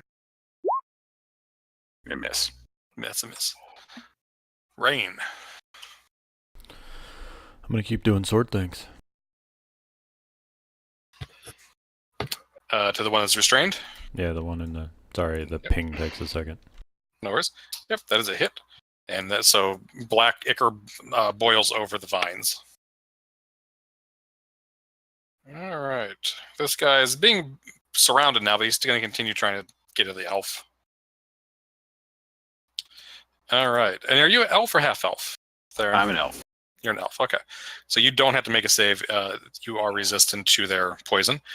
But you do take 6 damage. And you got to give me a DC 10 con save for keeping up the rough terrain. Okay, now the temporary HP, that's not like a ward, is it? I still have to make it even though I didn't go out of temporary HP, right? Yes. Okay. All right. So I drop it. Okay. And do I need to make any other saves? Nope. Oh, I'm resistant to poison. Okay. Yeah, you're immune to the gold poison. Mandrid. I don't understand how. Hmm? I don't understand how Azamars aren't immune, but elves Because are. that's what the token says. I don't know. I don't want to hear it. I'm of angelic blood.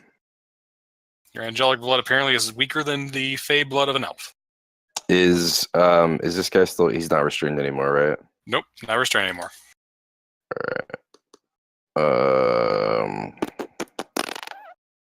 I'm gonna slash at him with my longsword. Okay. Jesus. Okay. Yeah, he did. That's max damage. So it's, He's so and you dead. rolled max damage anyways. So yeah. Jesus Christ. You literally max out every die you rolled. So the vines slump off of him, they kind of wither and die, and he just looks up with a happy look on his face, and your sword fucking like goes through the back of his head. And I'm gonna chase this guy down. Okay. You engage with that guy. Cast. All right, he's going to turn towards you. Doesn't like the fact you're chasing him down. He's going to slash at you. As you get up close to face with this thing, by the way, what you notice is that there is a blue triangle kind of traced in his forehead. Okay. Okay. Also, what you notice is his claws hurt. They hit you for 14 damage. So he hits me. Yep. And you I need to don't make a believe con it. save. I need to see the rolls. I don't believe you. Oh, I just made my health go down. Oh shit. You okay over there? Yeah, I don't know what my hit points were at, and I just rolled it all the way down, and I don't know if I was at. I think you said you were like 2 down. I was 2 down. Okay, because I think rolled that's what you. I think that's what you said. All right, I'll put it down to 18. What did I get hit for? 14. Jesus Hey. Christ, I'm gonna die now. You had the 7 HP that I gave you. Yeah, well, I didn't have it anymore. Okay. What did you say? 15? 14. 14. So it's another 12. And it's a DC 10 con save. Oh, I'm gonna die. Man, there's that. There's the rolls. He's got them. All right. Karen, you see your paladin charging forward, and the undead creature he's chasing just turn around and just dig his claws right into his gut, and he just hunches over, like body clenched in painful, paralyzing cramps.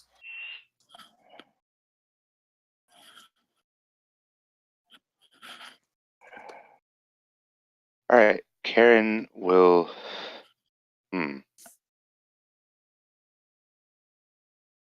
Not a whole lot I'm gonna be able to do about that. It looks like, unfortunately. I'm gonna try to kill this one and give somebody else a more useful turn. So I'm gonna shoot the closest one with an Eldritch Blast.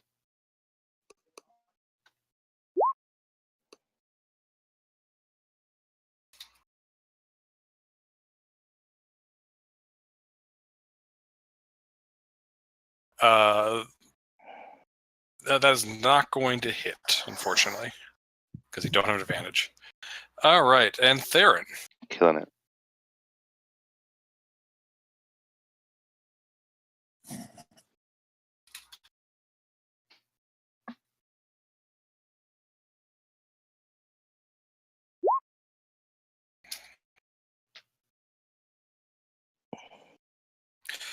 Wow, I'm going to take myself off mute first. I'm going to raise my scimitar and slash this guy again. Okay, This takes it down. The 12 hits. 5 damage. Yep. I missed by 1. What a sad day. Yep. Undead don't wear armor. They don't have high dex. They're not hard to hit, but it does not go down. Okay. How many times have you guys hit this guy? A few, but they hit them for like 5. Keep hitting for like 5 damage. He doesn't have a lot of hit points, but he has a few. I keep missing. All right, Mushrib is going to attack this guy since he's already here. Okay. And with the small, and he's going to miss. Yep, that's not going to hit. And my Karen, welcome to the curse of the warlocks in this campaign. This is a new campaign. Dude, it's been warlocks across the board. Yeah. Rain, it's your turn. Well, I was hoping somebody would kill this so I could chase after the boss, but since they didn't, I'm gonna swing at this jerk. +2, because I haven't. Okay. Yep, that's enough to just lob that guy's head right off. Oh, that's lucky. Well, then I will move the 35 feet to here. Do you have 35 feet of movement? I do.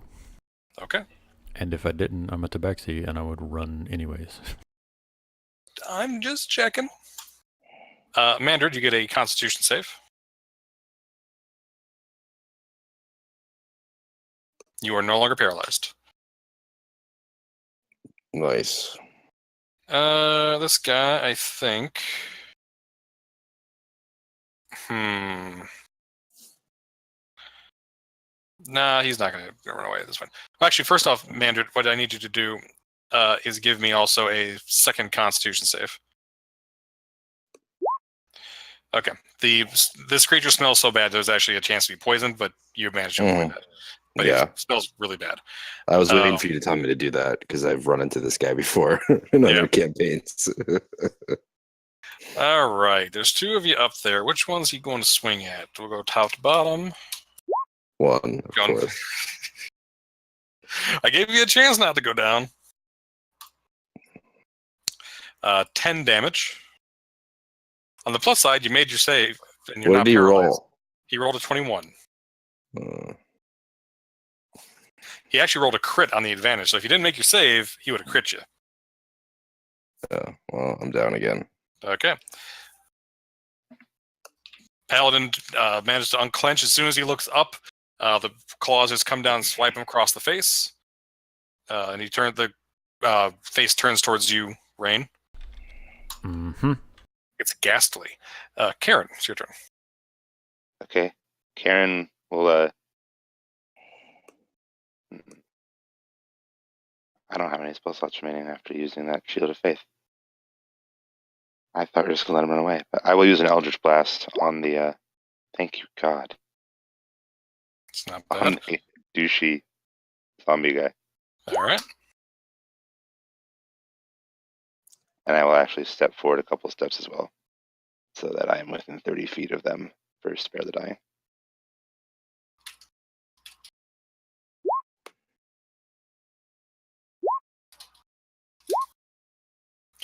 All right. And Theron. All right. Let's see. I see Mandred go down. I'm going to take a few steps forward. Enough to where I'm within 30 feet. I have 35 feet of movement, so I should be about right here. And then I'm going to sheath my scimitar and cast Thorn Whip on this thing to drag it away from Mandred. Okay. So that hits. Do you automatically pull him, or is that an action to pull him? It automatically pulls him up to 10 feet, so I'm just going to drag him to over here on the other side of Rain. Okay. Rain, give me a dexterity save. Sure. Okay, you get out of the way before it knocks you prone, and it is pulled across. Knock me down with a zombie. We're gonna have words. I was trying to save Mandred. Musharib? He is going to take his bonus action to move the Hunter's Mark to whatever this thing is. And he's going to move... Well, he can't actually make it there, so I'm going to move 25 feet forward. Okay. And take a hand axe out and chunk it at him. Of course he hits that. That's a hit. Okay. Plus the d6 for Hunter's Mark. You'd almost roll max damage on that, so 9 damage. Excellent. Hand axe lodged and they get things back. And Rain. I will attempt to hit it with my sword. Okay. Because that's what this character does. It is. And that does hit. And plus 2 more damage? Plus 2 more damage. Okay. So, -9. He's bloody, by the way. Hooray. He was bloodied by the hand axe. I will adjust position to here. Okay. Then I need a death save from Mandred, please. And we need 15s, right? Because of the death curse or Well, whatever. That's a good point. Did we ever agree on whether or not we're going to do 15s or 10s? I don't know. I was under the assumption we were doing 15s, but... I was clearly under that assumption as well. I guess we're doing 15s. Okay, so that's the fail. It's a fail either way, but we're doing 15s. All right. And guest. Oh, guess me. I was going to say, do I get to pick its actions? It will turn around and allow everybody to take attacks of opportunity. As it runs Rain. past everybody doing nothing. It's going to hit you for 6 damage, and I need a con save, please.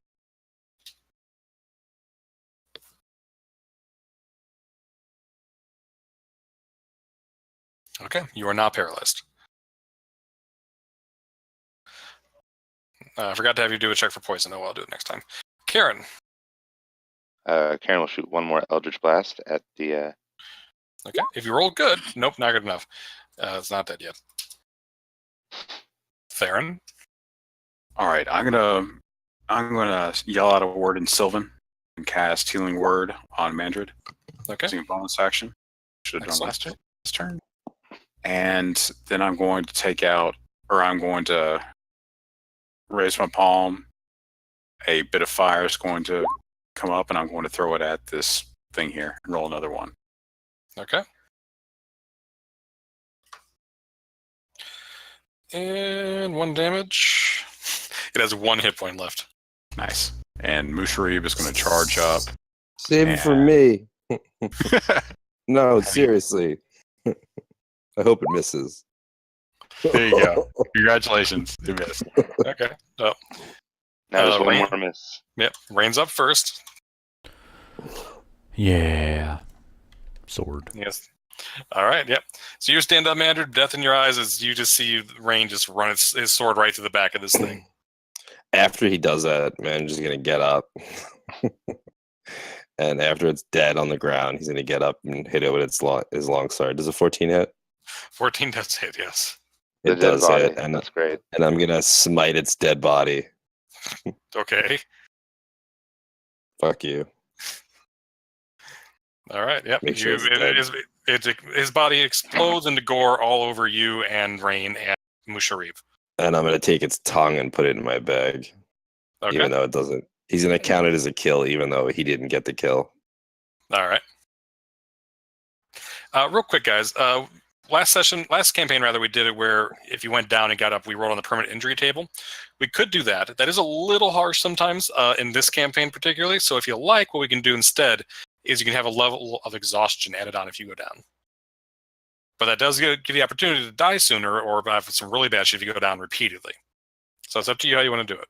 Can we just find a funnier injury table? Yeah, can we just do one that's not as you lose your arm or you're permanently scarred? Yeah, I don't want to lose any limbs because we're gonna go down a lot. Yeah, and the way healing works in 5e, you can't really do it unless we cheese certain spells. Yeah. Especially since a lot of those things required like a level 9 spellcaster back in Princes of the Apocalypse. Well, the thing here is, I mean, if you really die, you die. Where there's no resurrection here, right? Okay. Right. It's only if you. But I'm cool with rolling on it, but I don't want to lose a limb because then I can't carry it. Well, it doesn't matter. We could still tie a shield to my arm, right? I don't give a shit. I'll roll on the board. Oh. I don't want to do levels of exhaustion because that's gonna be terrible. Okay, well, group decision. Do we want to roll on the table? Do we want levels of exhaustion? Do we want no penalty because we're doing the DC 15 death saves? I'd rather do the no penalty. Yeah, I'm actually okay with no penalty. I mean, we've already gone down 3 or 4 Back up times. so fast. Okay. All of our characters are going to be like useless and die after a week. Yeah, I mean, we've already gone down 3 times this one session. Let's I be have a honest. negative 17 to my attack roll. I was standing in the back.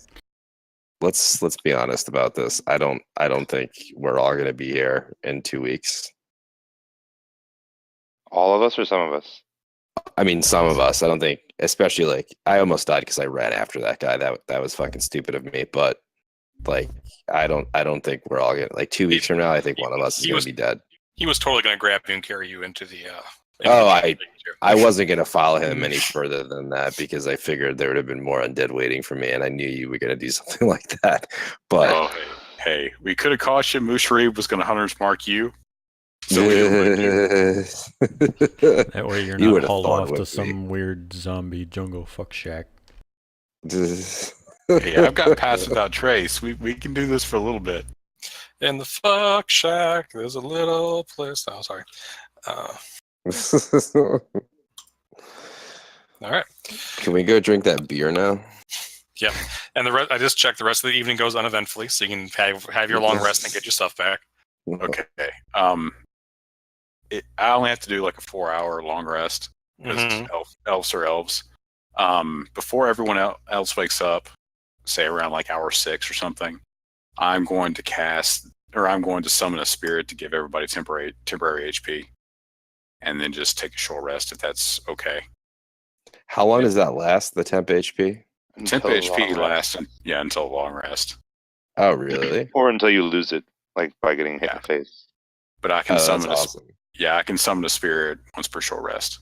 I can marry you guys and give some of us give 2 people 2+8 2+ AC within 30 feet of each other for 7 days.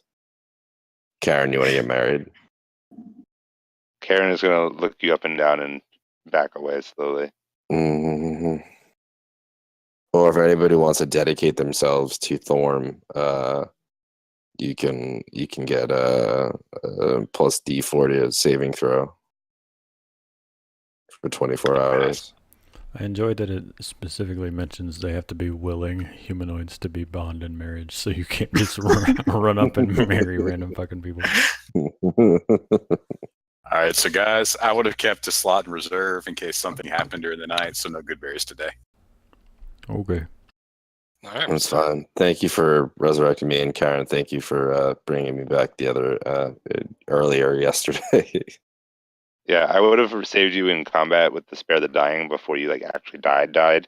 Yeah, I knew what you were doing. Yeah, I was like, it's better to take useful actions until. Before we left that spot, also, were the zombies or the ghouls, were they wearing anything? They weren't wearing anything, but and you just completely exploded that thing. But you do remember that it had the blue triangle on its forehead.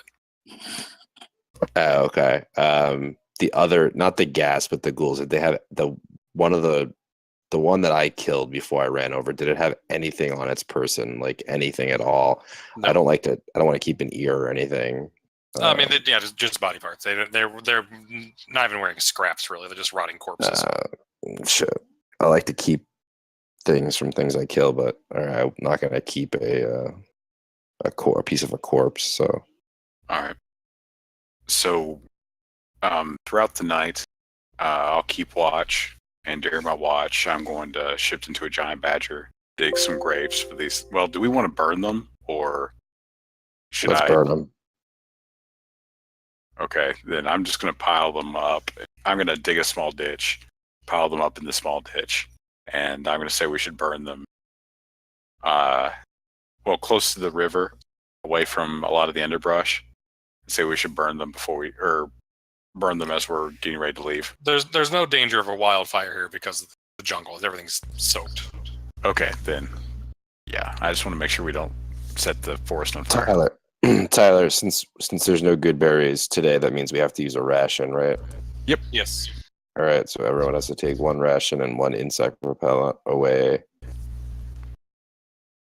It's like, Ken, I know you're saying nothing's going on, but I'd like to keep one spell slot in case we need some healing. Yeah, totally. Makes total sense. So you have the one spell slot, so you have no good berries, so you guys got to burn a ration, you got to burn a what's it called? A salve. Mosquito salve, yeah. Yep, mosquito salve. Smelly block.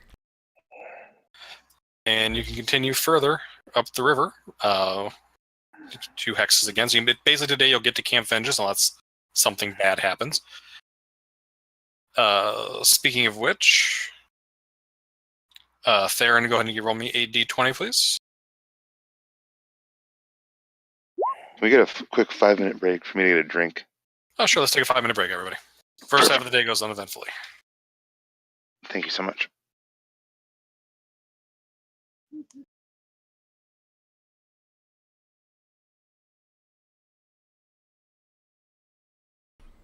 Well, I'm having fun.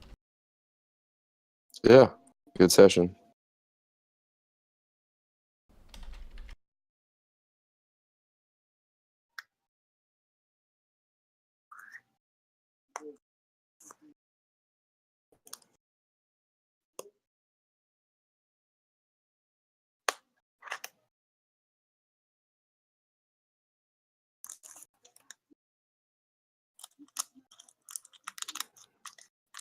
I feel like I don't know how to play a paladin though. Like I only have 2 spell slots, and like I don't know if I should be casting spells or using them for divine smites. Having played one in Storm Kings, you get more mileage out of the smites, especially on air quote Undead. boss fights and undead. All right, I'm back. I mean, that was my plan. Had I been able to even get a shot off on that boss, I would have smited him. I was saving a spell slot to smite him, but I actually didn't have the turn order up. And had I realized that he was going immediately after me, I wouldn't have ran up on him like that. That really was my fault. Well, it's understandable. No, it's me being a fucking bonehead. I just didn't want him to get away, but I think it's good that we know something. Like we know that he has. I think that's gonna be useful knowing the thing about that triangle thingy majiggy. Yeah. Did you let everybody else know about it? I would have, yeah. So we could say that I did. Okay. So I'm gonna ask Musharib about it later on once Kim gets back. I'm glad you asked because I completely forgot to mention that. I wasn't going to say anything, but yeah. I mean, Rain and Musharib got close to him too, so you guys would have. I think you got close enough to him too, right? You got fairly close to him. I was close enough to kill him. Hey, I killed him. I think you just softened him up, man. You definitely killed him, all right.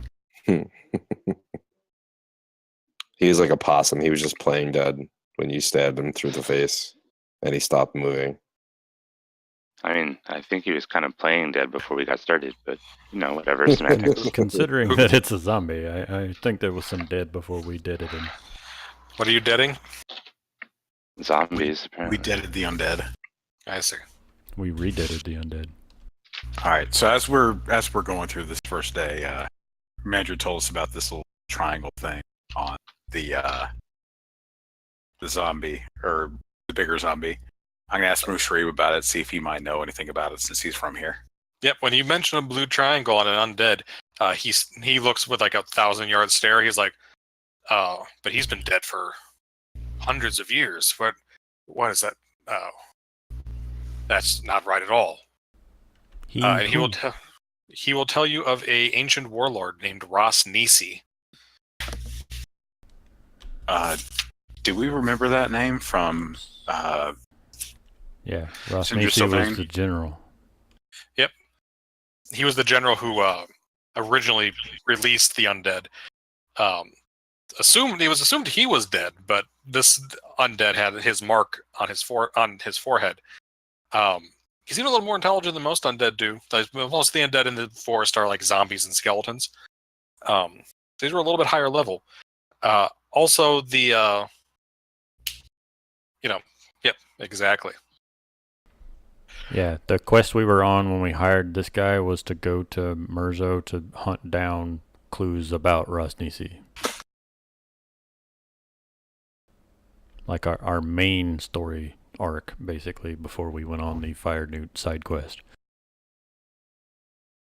Well, you were hired to find the Soulmonger. You thought Rosnisi might have something to do with it. Yeah, that's what I'm saying. That was our first step towards the main quest, but we instead went toward Fire Newt so that we would have a guide to do that thing. Right. Because, guides are useful in the jungle. He's done so much so far. He told us to buy rain catchers. He's helping you guys navigate. You guys are navigating through the known areas now. You're going to get unknown areas later. It's all good. I like him. He's my favorite. If he hadn't been here, we would not have got our beer jug. It's true. So, is the plan once we get to like Camp Vengeance to trek by foot?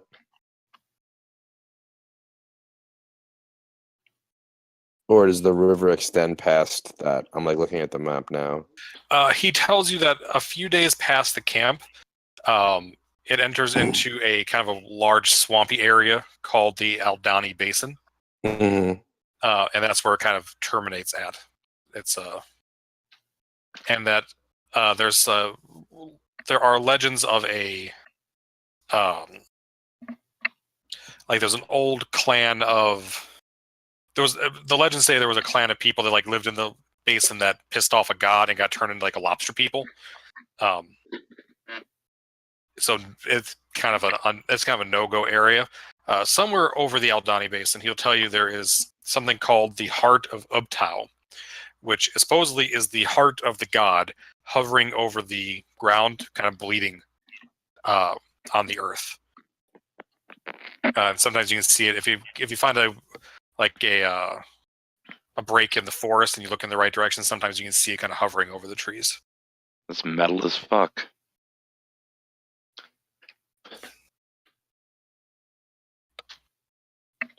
Aaron will be interested in the floating heart.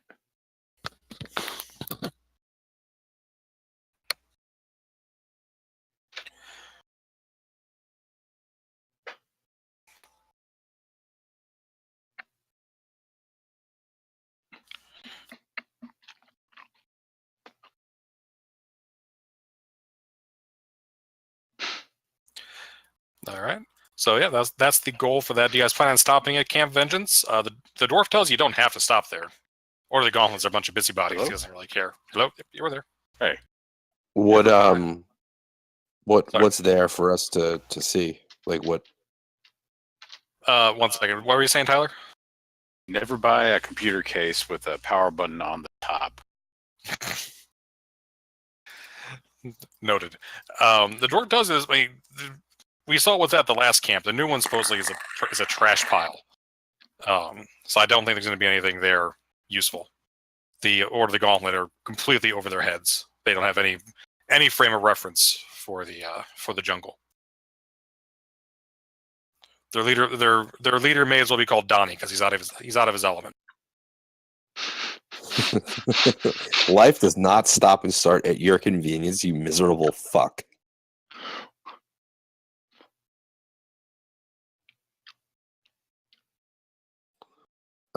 What do you guys think? I mean, I think it might be worth at least stopping there, but he's saying no, so it's really Can we up see to you it from the guys. river and wave as we go by? Sure, if you want to. Theron's been out of it for a little bit. He's just going to say, I will defer to everyone else's decision on this.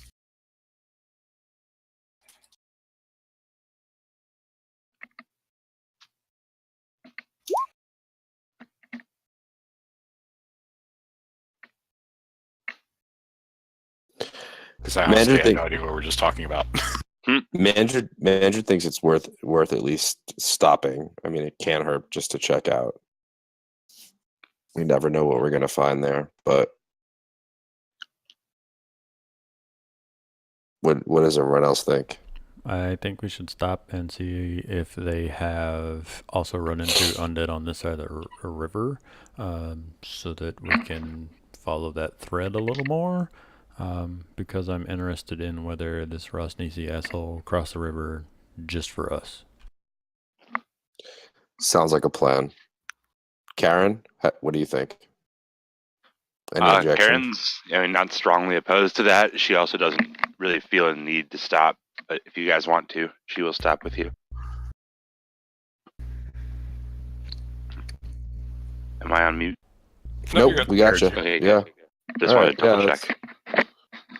All right. Well, if she's not strongly opposed, I think we stop. Okay. Second half of the day to get there. Let's see. I think we're up to Karen giving me a D20 roll. Okay.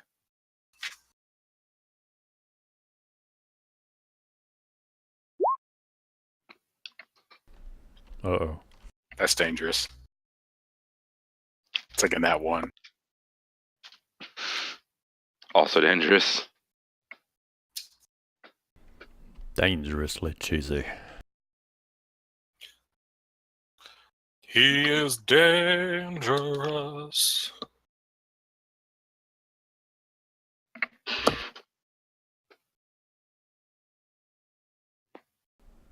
What's a 20 get us? A 20 gets you an encounter. As you come around the bend of the river, everybody give me a perception check, but you have disadvantage.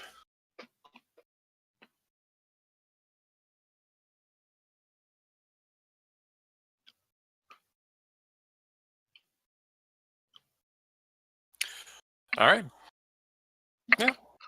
What you guys see in the distance is a camp.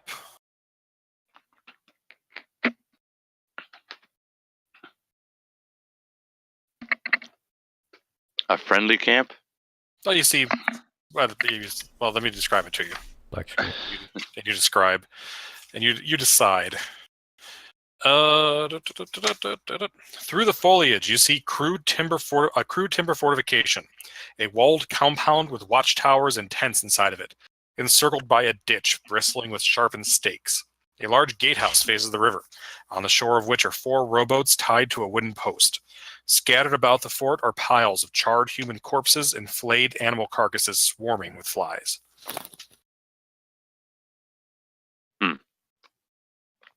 I'm just going to be playing my flute while everybody else is watching. Because I'm leaning towards not a nice camp. How far are we away from the from the camp on the water? I'm going to say the river's like half a mile wide, so you're like a quarter mile away. It's a big river. Where are the corpses with flies and stuff? Outside the walls or everywhere? Outside the walls. All right. Can we see anything inside the walls? Oh, I'm sorry, BH. Go ahead. No, that was my next question. Are the walls like view obstructing? Yes. Okay. I was trying to set the scene that the camp is not destroyed. There is. Oh, I just noticed you guys can't see. 1 second. Sorry. Yeah, so the camp's not in ruins. There's shit they've killed outside of their camp. Yes. Including lots of people. I mean, undead?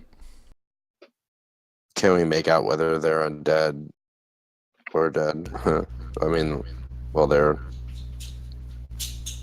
now corpses, right? I mean, so You can give me perception checks as you kind of come up towards the front of it.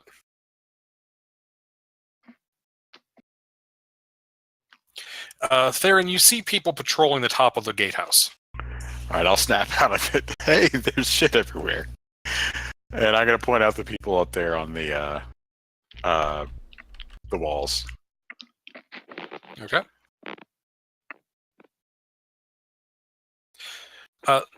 Rain, how much dark vision do you have? 60 foot. Okay. Unless I'm looking at an all black screen, in which case, 0. You said your token was set up correctly, but it wasn't. I have 60 feet as well. Do you have? Can you see? No. I can't either. I can't either. You still can't see? Nope. No.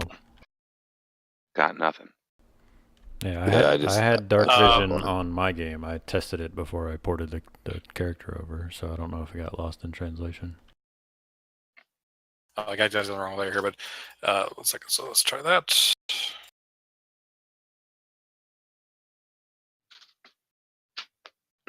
Okay. Now there's things. Now I can see. Okay. Yes. So your token still in my game did not have dark vision set up, right? I guess when you transfer, it doesn't save those settings. The rest of them had everything set up. So I got you set up now as well. Thank you. All right. So yeah, that's what you guys can see from the front. You guys can see those guards on the top of the gate. Can we make out what the guards look like? They look like people, like humans. Does it seem like they notice us? Oh yes, they're keeping watch on the river. Are Do we they? remember- God, sorry. Or do we remember who they said would be at Camp Vengeance? Order of the Camp Gauntlet.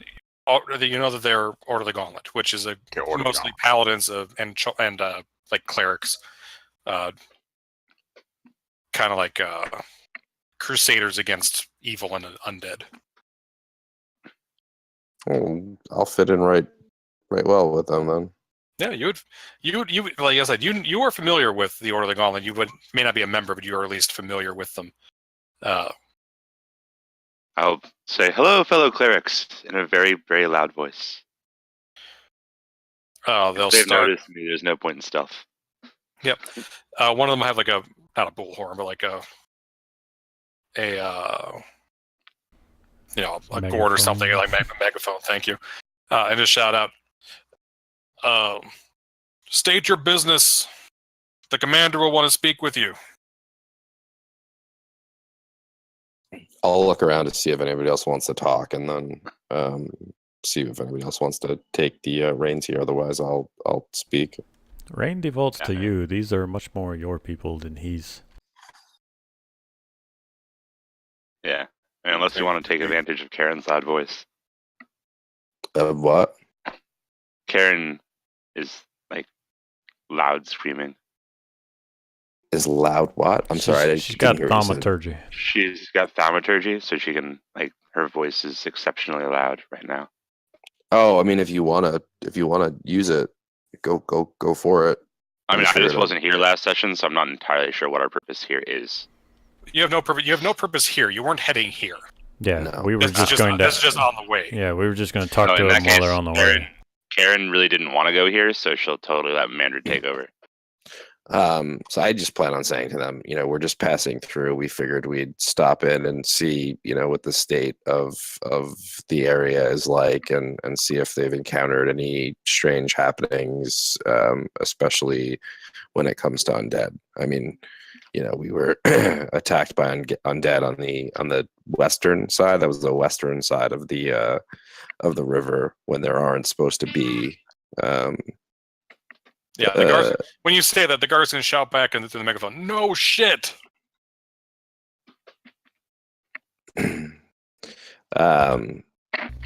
I'll yell back. Well, may we come in and speak with your captain, with your commander. Commander Break. They shout back. Commander Breakbone insists that all travelers report in.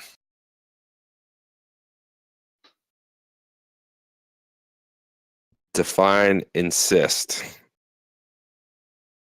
They look at each other and say, "It's insist. He insists that you come in and report." Well, if they insist. All right. So I guess we'll. Recording.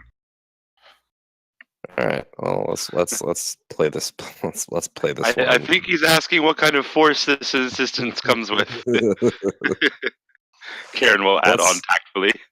Let's start heading the boat in and play it cool for now. I mean, if we have to, if these guys seem to, well, I mean, I'm obviously keeping this between us, but let's stay close together, and if they become hostile, we'll make a quick getaway. Manager's gonna look to our guide and ask him how he feels about this. He says that the Order of the Gauntlet, he has very little respect for what the Order of the Gauntlet has accomplished. They've already lost one camp, and he's looking at this one. He's like, "That's disgusting. I have no desire to go in there." Are you staying out here, or are you going to accompany us? It's like, if you're going in, I'll go with you. I just don't see the point. I don't think they're going to have anything useful in there for us. All right. Well, come with us, and if for some reason it gets it gets hostile, or if it becomes pointless, we'll leave. He shrugs and says, "You're the boss." And you guys can head on in. All right. I'm going to be AFK for like 30 seconds. I need to grab something from my bag, but continue without me, please. Alrighty, so I'll just go ahead and move you guys in here. Oh, sorry. So I guess Stop moving! Didn't I say stop moving? I think I said stop moving. we were Excellent. Okay. You're over there now. I don't know where the fuck the tiger moved to. I didn't move anywhere. You moved yourself! Is that a goat? Yes. And you walk in, this place is just a mess. The mud is like ankle deep. It smells like shit. The only benefit is there are no flies inside the camp. There are plenty outside the camp on the corpses. There are some malnourished looking goats. These two tents are closed, and you can hear like moans coming from them. This tent is open to the front, and you can see some figures like looking over a table, looking at maps. What do I know of the order here? Are there many paladins of this order? Generally, it's a knightly order, so there's lots of paladins, lots of clerics, lots of just general nobility. They have a tendency towards, they're a lawful good. Okay. Sort of order. Just so when I'm conversing, I know how to play it, and I can play up my paladin background and Karen's cleric background a bit if I need to. Absolutely. I'll leave her out of it if I can, but you know what I mean. If I have to, if I feel it necessary. Yeah, because so we're here. Fuck. Yeah, I know. you creep me out like you creep Mandred out. So Theron's going to be kind of glancing around, trying to see if he can see in the other tents here as we're walking through, kind of just on edge. Okay. What? I'm just pinging. No, go ahead. Yep. That area. Okay. Give me a perception check, please. And this is kind of one of those, like, I'm literally walking behind them, but I'm just kind of glancing that direction, like leaning over, trying to see if I can see in there. Okay. You can't see into it, but you do see someone come out of the north one, and looks like they have almost like a plague doctor mask on. Your dwarf companion will shake his head and be like, they're not used to the climate. They probably all have mad monkey disease. Mad monkey disease. Wait, that? Oh, if they have that. We should probably leave. What's mad monkey disease again? Remind me. It's carried by the mosquitoes and it drives you. Yeah, mad monkey fever. It comes from a magical mist that kind of comes and goes. So it's not contagious, but if they've come down with it, or these like the dwarf tells you, there's all sorts of diseases. Most of them are contagious from person to person, but That's the one in the mist. That's the thing you Yes. told us about, like in the mist. Yep. Yes. And there's nothing that I could do for that, right? Like curing a disease. I don't have any. I think Those- you I can. don't have any the lay on hands though. If you do five lay on hand points, you can cure disease. Or Oh, poison. okay.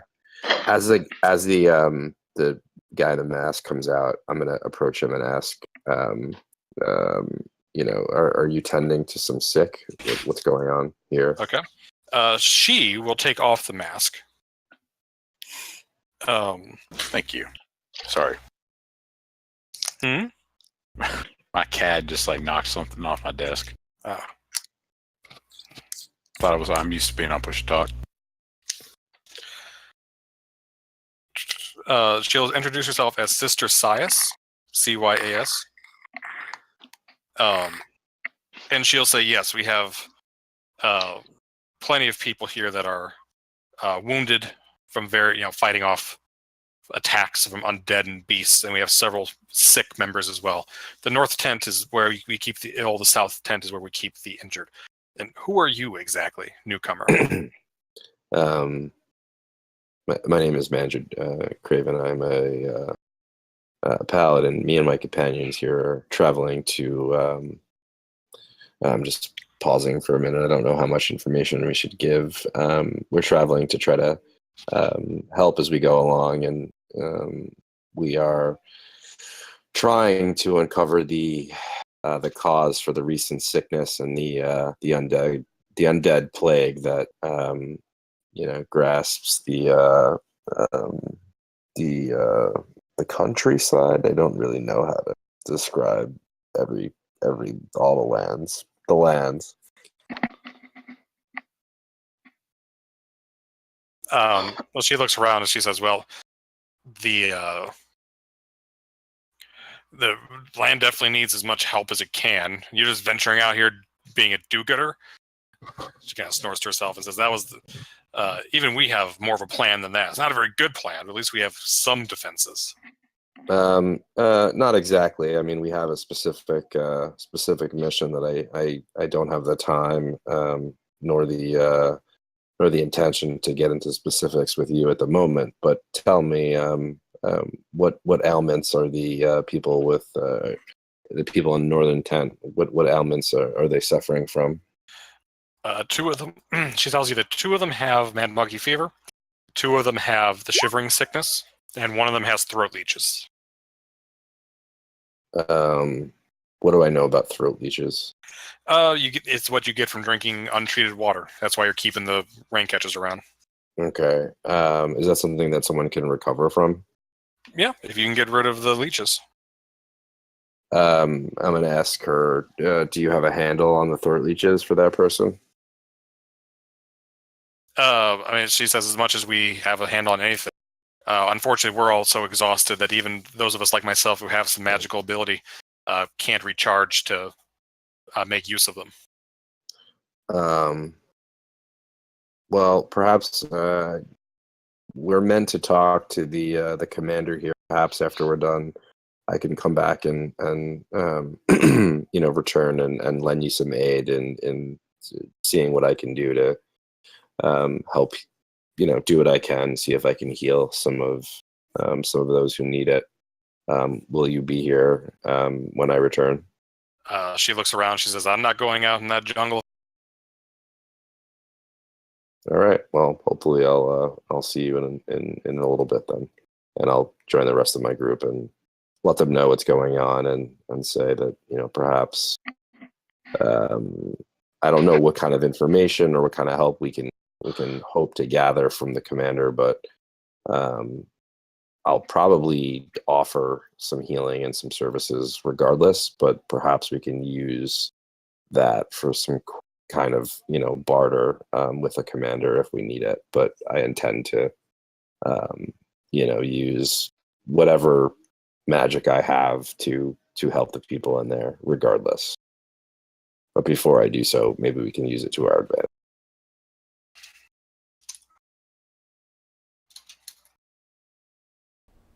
Thanks, Ken.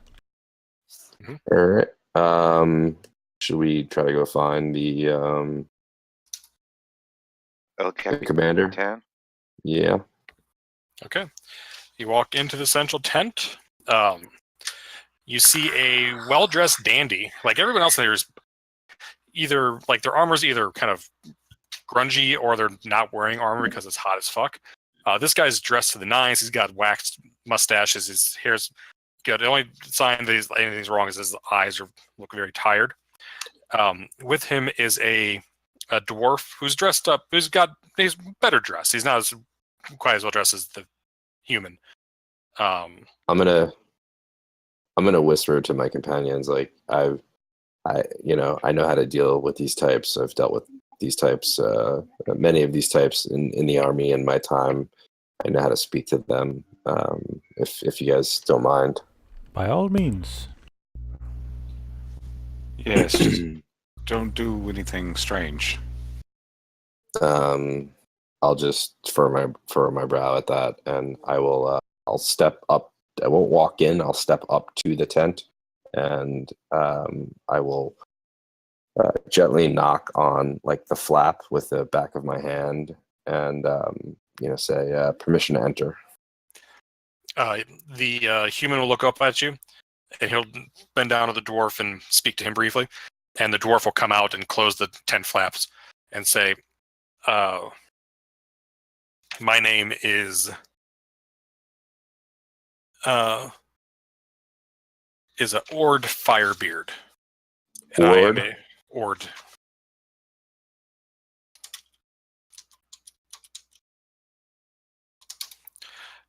I am the one of the adjuncts to Commander Breakbeard. Breakbone rather. Who are you? What are you doing in our camp, and how can you help?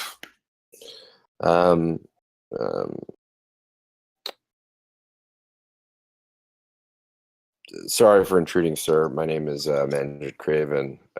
We've been tasked with besetting in the jungle, and who sent us out here again? I forget. Who was the person who sent us on this journey to? Sandra Sylvain. Yeah. Is it worth mentioning that we're sent by Sandra Sylvain, or is that person not very well liked? I don't remember. I think She told you she was a member of the Harpers.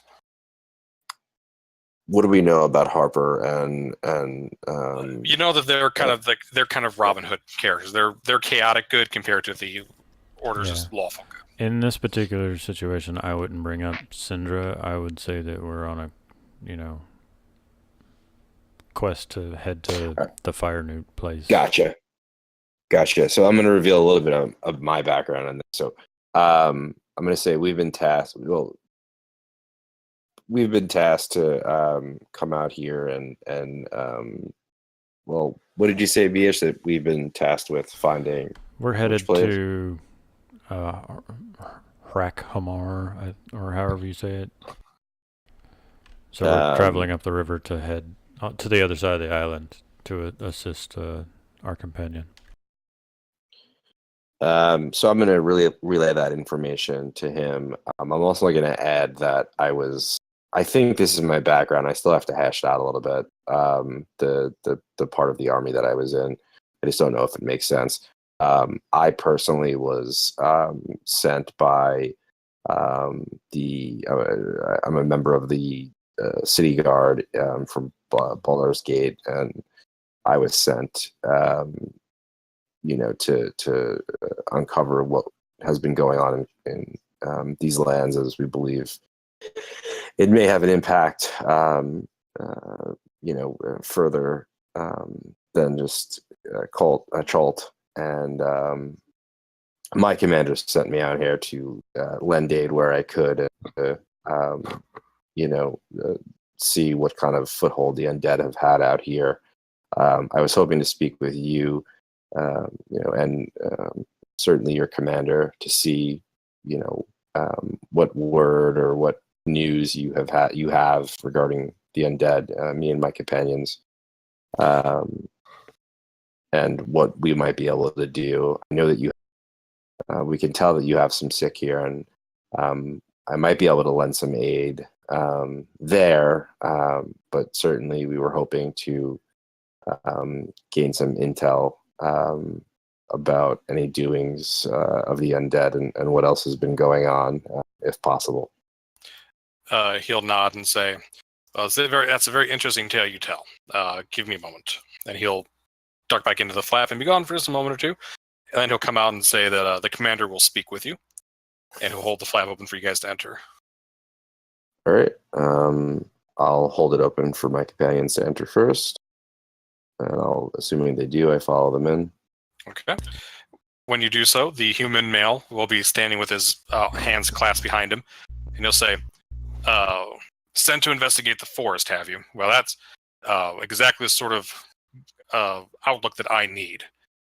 Our supplies are low. Our camp has been our former camp was overrun. This camp needs a reprieve. You folks seem like and since you folks seem hardy and hale, I think I have just the job for you. What sort of job would that be?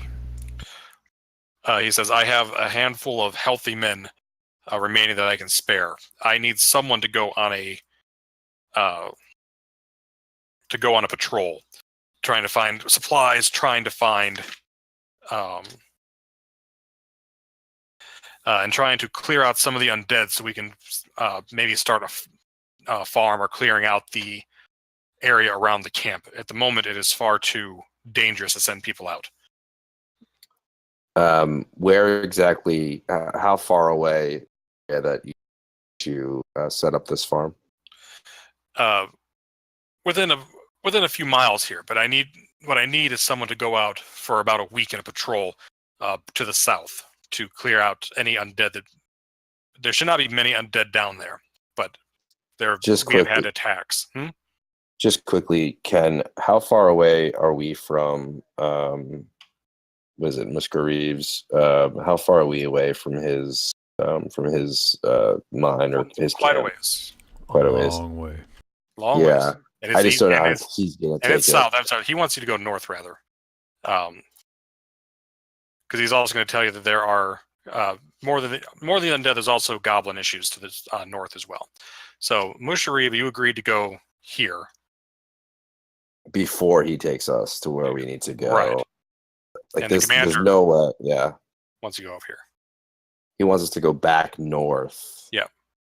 Not south. Not south. I misspoke. I was viewing the map. I was thinking of the map backwards. North, where we just fought the undead. Yes. And like it's inland. He's not worried about the river. He's worried about up in here. So he wants you to go basically like a week in this direction patrolling and then make your way back. So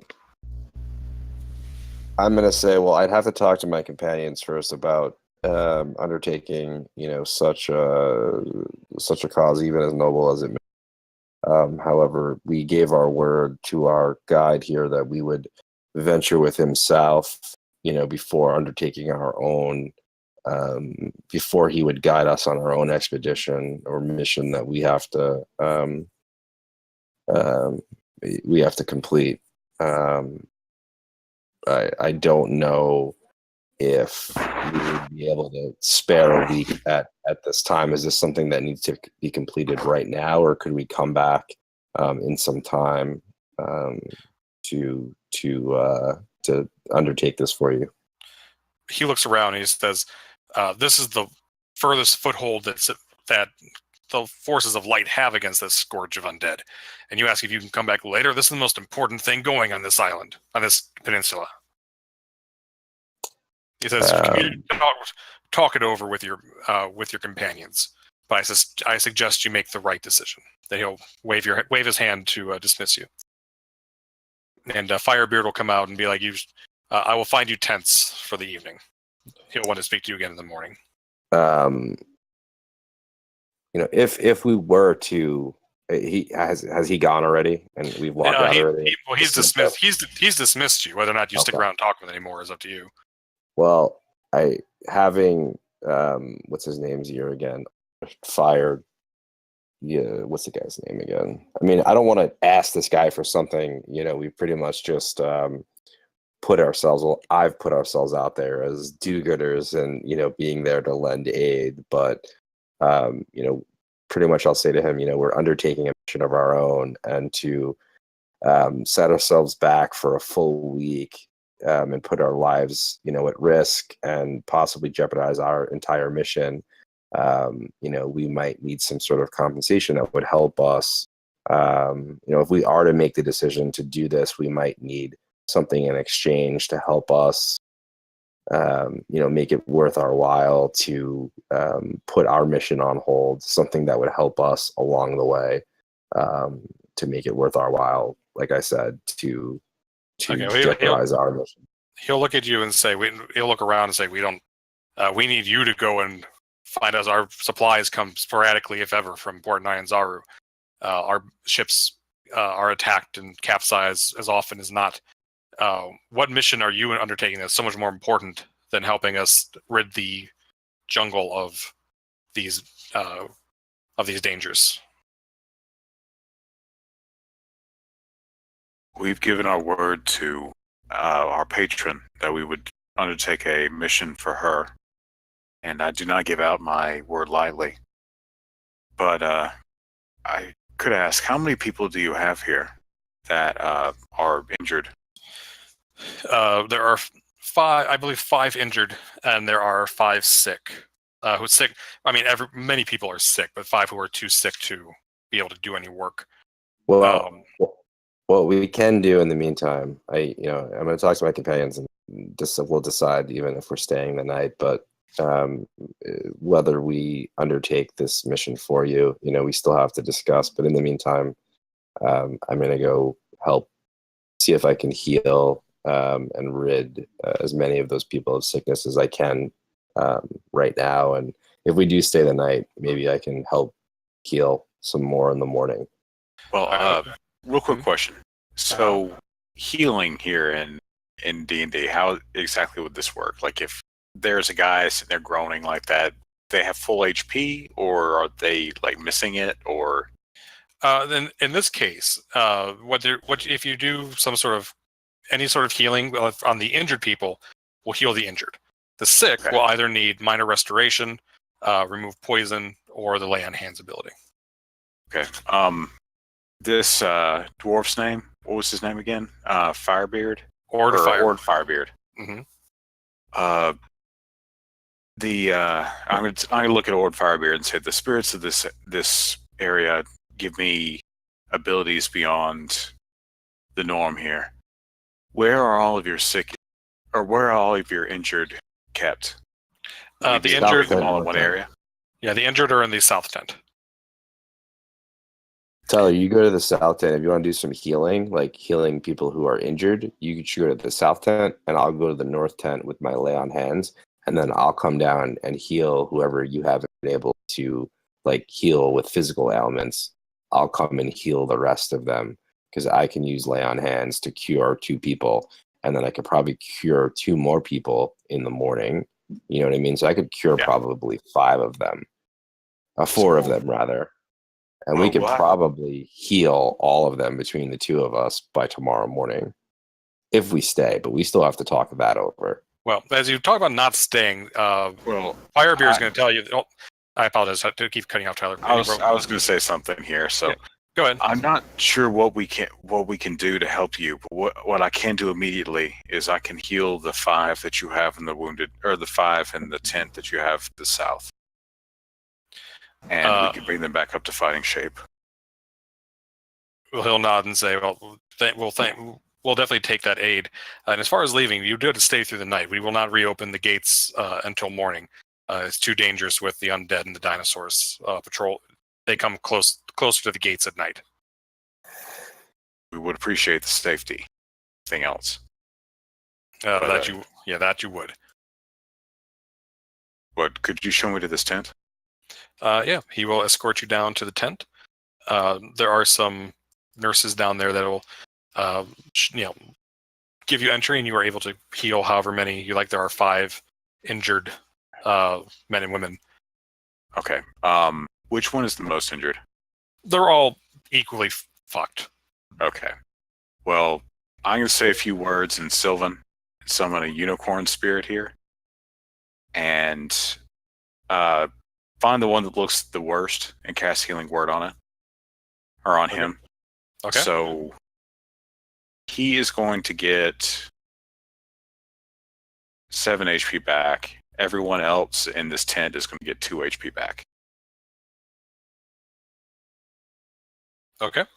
So the first person heals completely healed. The rest of them aren't back to fighting shape, but they are definitely feeling better. All right, I'll Okay. take care of the rest of that. In the meantime, what are we're not going to go do this for this guy, right? I mean, we need to get together and discuss it when we're not in front of the leaders here. Yeah, well, I mean, Long we story should've done that short, we before. just gave him 10 able bodies back so he can form his Yeah. own patrol. Sure. All right, so Yeah. I'll go to the top tent then, and I will. What was I going to say? I will use lay on hands on the 2. So 2 have the monkey sickness, and 2 have, what was the other thing they had? Have the shivering. 2 have monkey fever. 2 have the shivering sickness. 1 has throat leeches.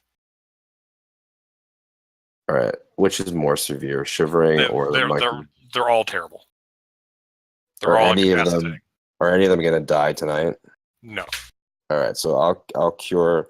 I'll do 2 lay on hands for 5 each on the 2 with the monkey sickness, Okay. and then I will go down to the tent with the injured people. I will cure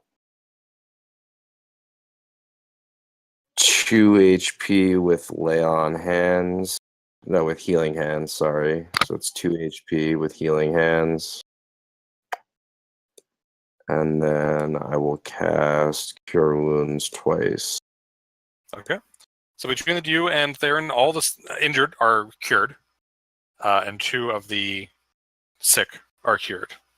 In the morning, I can cure 2 more sick. So, I mean, Okay. once we wake up. And there's no more injured, right? So, Right.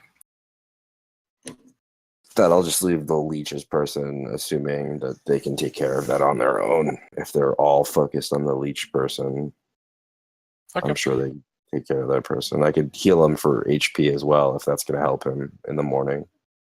Okay, just try to. Sister Sias is ecstatic, and she is, because now she and her people can, her acolytes can rest and recharge a bit. So she is fully in favor of you guys, just effervescent with her praise. I'll ask her where some of the where they've seen some of the clouds, and if they've if there's any areas in particular we should avoid where they've seen the clouds, and I'll just take note of it. You don't have to actually tell us. They come and go. It's almost random. There's no way of telling where they're going to pop up. That was one patrol that went out that got caught in one. So there's nothing they could do. Rain about the rain catchers. I gotta mute myself. My daughter just woke up. Okay. The rain catchers. If you want to set up rain catchers, they would love to have it because you can tell that there's not a whole lot of fresh water here. Especially since they got people with throat leeches. Yeah, they made the mistake of drinking out of the river, so they've been pouring water up from the river and boiling it. That's time and energy intensive. Rain catchers would make life much easier. Yeah, I'll just set them up in case it rains tonight, and then, like I said, if they have water barrels that I could fill, if it does rain tonight, then I'll help bring them up to speed. Okay. You are able to restock some of the water barrels. And they're very thankful for that particular Firebeard is because it's kind of his duty to organize that sort of thing. So you've got his thanks as well. So in the morning, after you do all your curing, you have breakfast, and then you're summoned in to meet with Breakbone. And he asks how soon you'll be able to go out on patrol. All right, so what did we decide? We decided we're not going to be able to do this, right? I didn't. I had to mute myself and I wasn't listening because I was with my daughter. No. Yeah, the general consensus seemed to be, look, we got our own thing. We've helped how we can. Now you have more able bodies, and you could. You're better off. You're better prepared now to do your own patrol instead of having to rely on us. Yeah. So we have obligations elsewhere, but what we have done is brought you're sick and you're injured back up to fighting shape. I hope that would be help enough. All right, Breakbone is angry. You can see his face kind of bulging. He's obviously not very used to having his will kind of resisted, and he's pretty seemingly on his last legs. It's pretty stressful out here. However, you do have two allies in Sister Sias and in Firebeard, and they will calm him down. So because of that, you don't have to make any persuasion rolls or anything, and he is not going to have you arrested and tied to a tree naked to be eaten by dinosaurs. Well, he could try. I'm not going to say it out loud, but I'm going to think to myself, he could try that. But There are about 50 people in this camp. You guys have had a rough time killing everybody. We also just brought 10 of them back to life, so. Yeah, you did. That's why. Well, eight, because I still haven't done the other two. So, yeah. So he'll be talked down, and he'll kind of wave his hands and say, "Fine, you get. Thank you very much for your help. Hopefully, the jungle. We do not regret. We do not regret your lack of enthusiasm for clearing this land of these ills. As you go and take care of your selfish needs, Commander. Commander, are we welcome to stop here on our way back to see if you need any more help when we are free to lend more aid? Would you welcome us back at that time?" He puts his. You can see him kind of sigh, sag a little bit, and he says, "I doubt we will be here. And I doubt you will return. And if you do, I doubt we will be here." I want to say because you'll probably be overtaken like your last camp was, but I won't say that. And Sister Sias will kind of look up and go, "That's probably the best you're going to get. I suggest it's time to we step outside." Yeah, Theron's ready to leave. Yep. All right, I'll step outside. I'll follow Sister Side back to her tent on the north side, and I will use lay on hands to heal the two people with the shivering whatever it is, and cure them of the shivering whatever. It's the skull shivers. Haven't you ever played Borderlands? No. Yes, but I don't remember that. All right. So yeah, you guys have used up, you mark all your spells and everything, but you're all good to go, and you have freedom to leave the camp. And everybody who's stuck there, looks on jealously as you get to leave this disgusting, fetid swamp of a camp. I kind of want to steal a goat on the way out. You could put it on your shoulders for the next temple. I don't think we should steal the goat. I'm not gonna. If we run into another temple that requires us to put something on our back, I'm walking right away from it. Once we're out of the camp or we're back in our boat or whatever, Raina's gonna kind of comment to Musharib. It seems weird that they would set up camp so deep into the jungle. You'd think they would want to start closer to town and clear areas methodically rather than charge deep into the heart of the problem. He shrugs and says, "People are always underestimating the jungle. It is good that you did not, and you hired someone who can guide you through." As we walk past the two front guards, Mandrill will walk out last and say, "Good luck with that dandy commander of yours." And he'll walk out. Yeah, they nod and they salute you guys. The common soldiers are very happy. I respect the fact that you saved their friends and provided them water and that sort of thing. Dandy commandy. Yeah, definitely. That's definitely how I put it. All right, on the boat. All right, on the boat. So, guys, it's 10 o'clock, 1 o'clock Eastern time. I'm good to go further if you want. This is also a good, decent stopping spot if you want to start over again next week. Or we can keep going for another half hour or so, see what happens. It's midnight here. I need to go to bed. Yeah, we are firing a Minuteman in the morning, so I'm going to get sleep while I can. All right. It's a good place to stop then. Everybody gets, 1 second here. XP wise. Got 1250 from that. I'm going to give you another, I'll give everybody another 200 for the role playing and the problem solving. So 1250 divided by 5 is 250. Everybody take 500 XP. Yay. Awesome. How much you said? 500. You know that's really whack, right? What? Because it gives us 100 shy of level 3. I wasn't looking that closely at it. I thought you guys were level 3. No. Now we're level 2. Oh. But it's even more impressive if you guys survive that deadly encounter for level 3 that I threw at you then. Let's play an extra 10 minutes and have one encounter.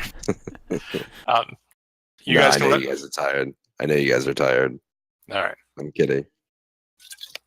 Next session then. Perhaps if you guys are very good, I'll let you level up mid session.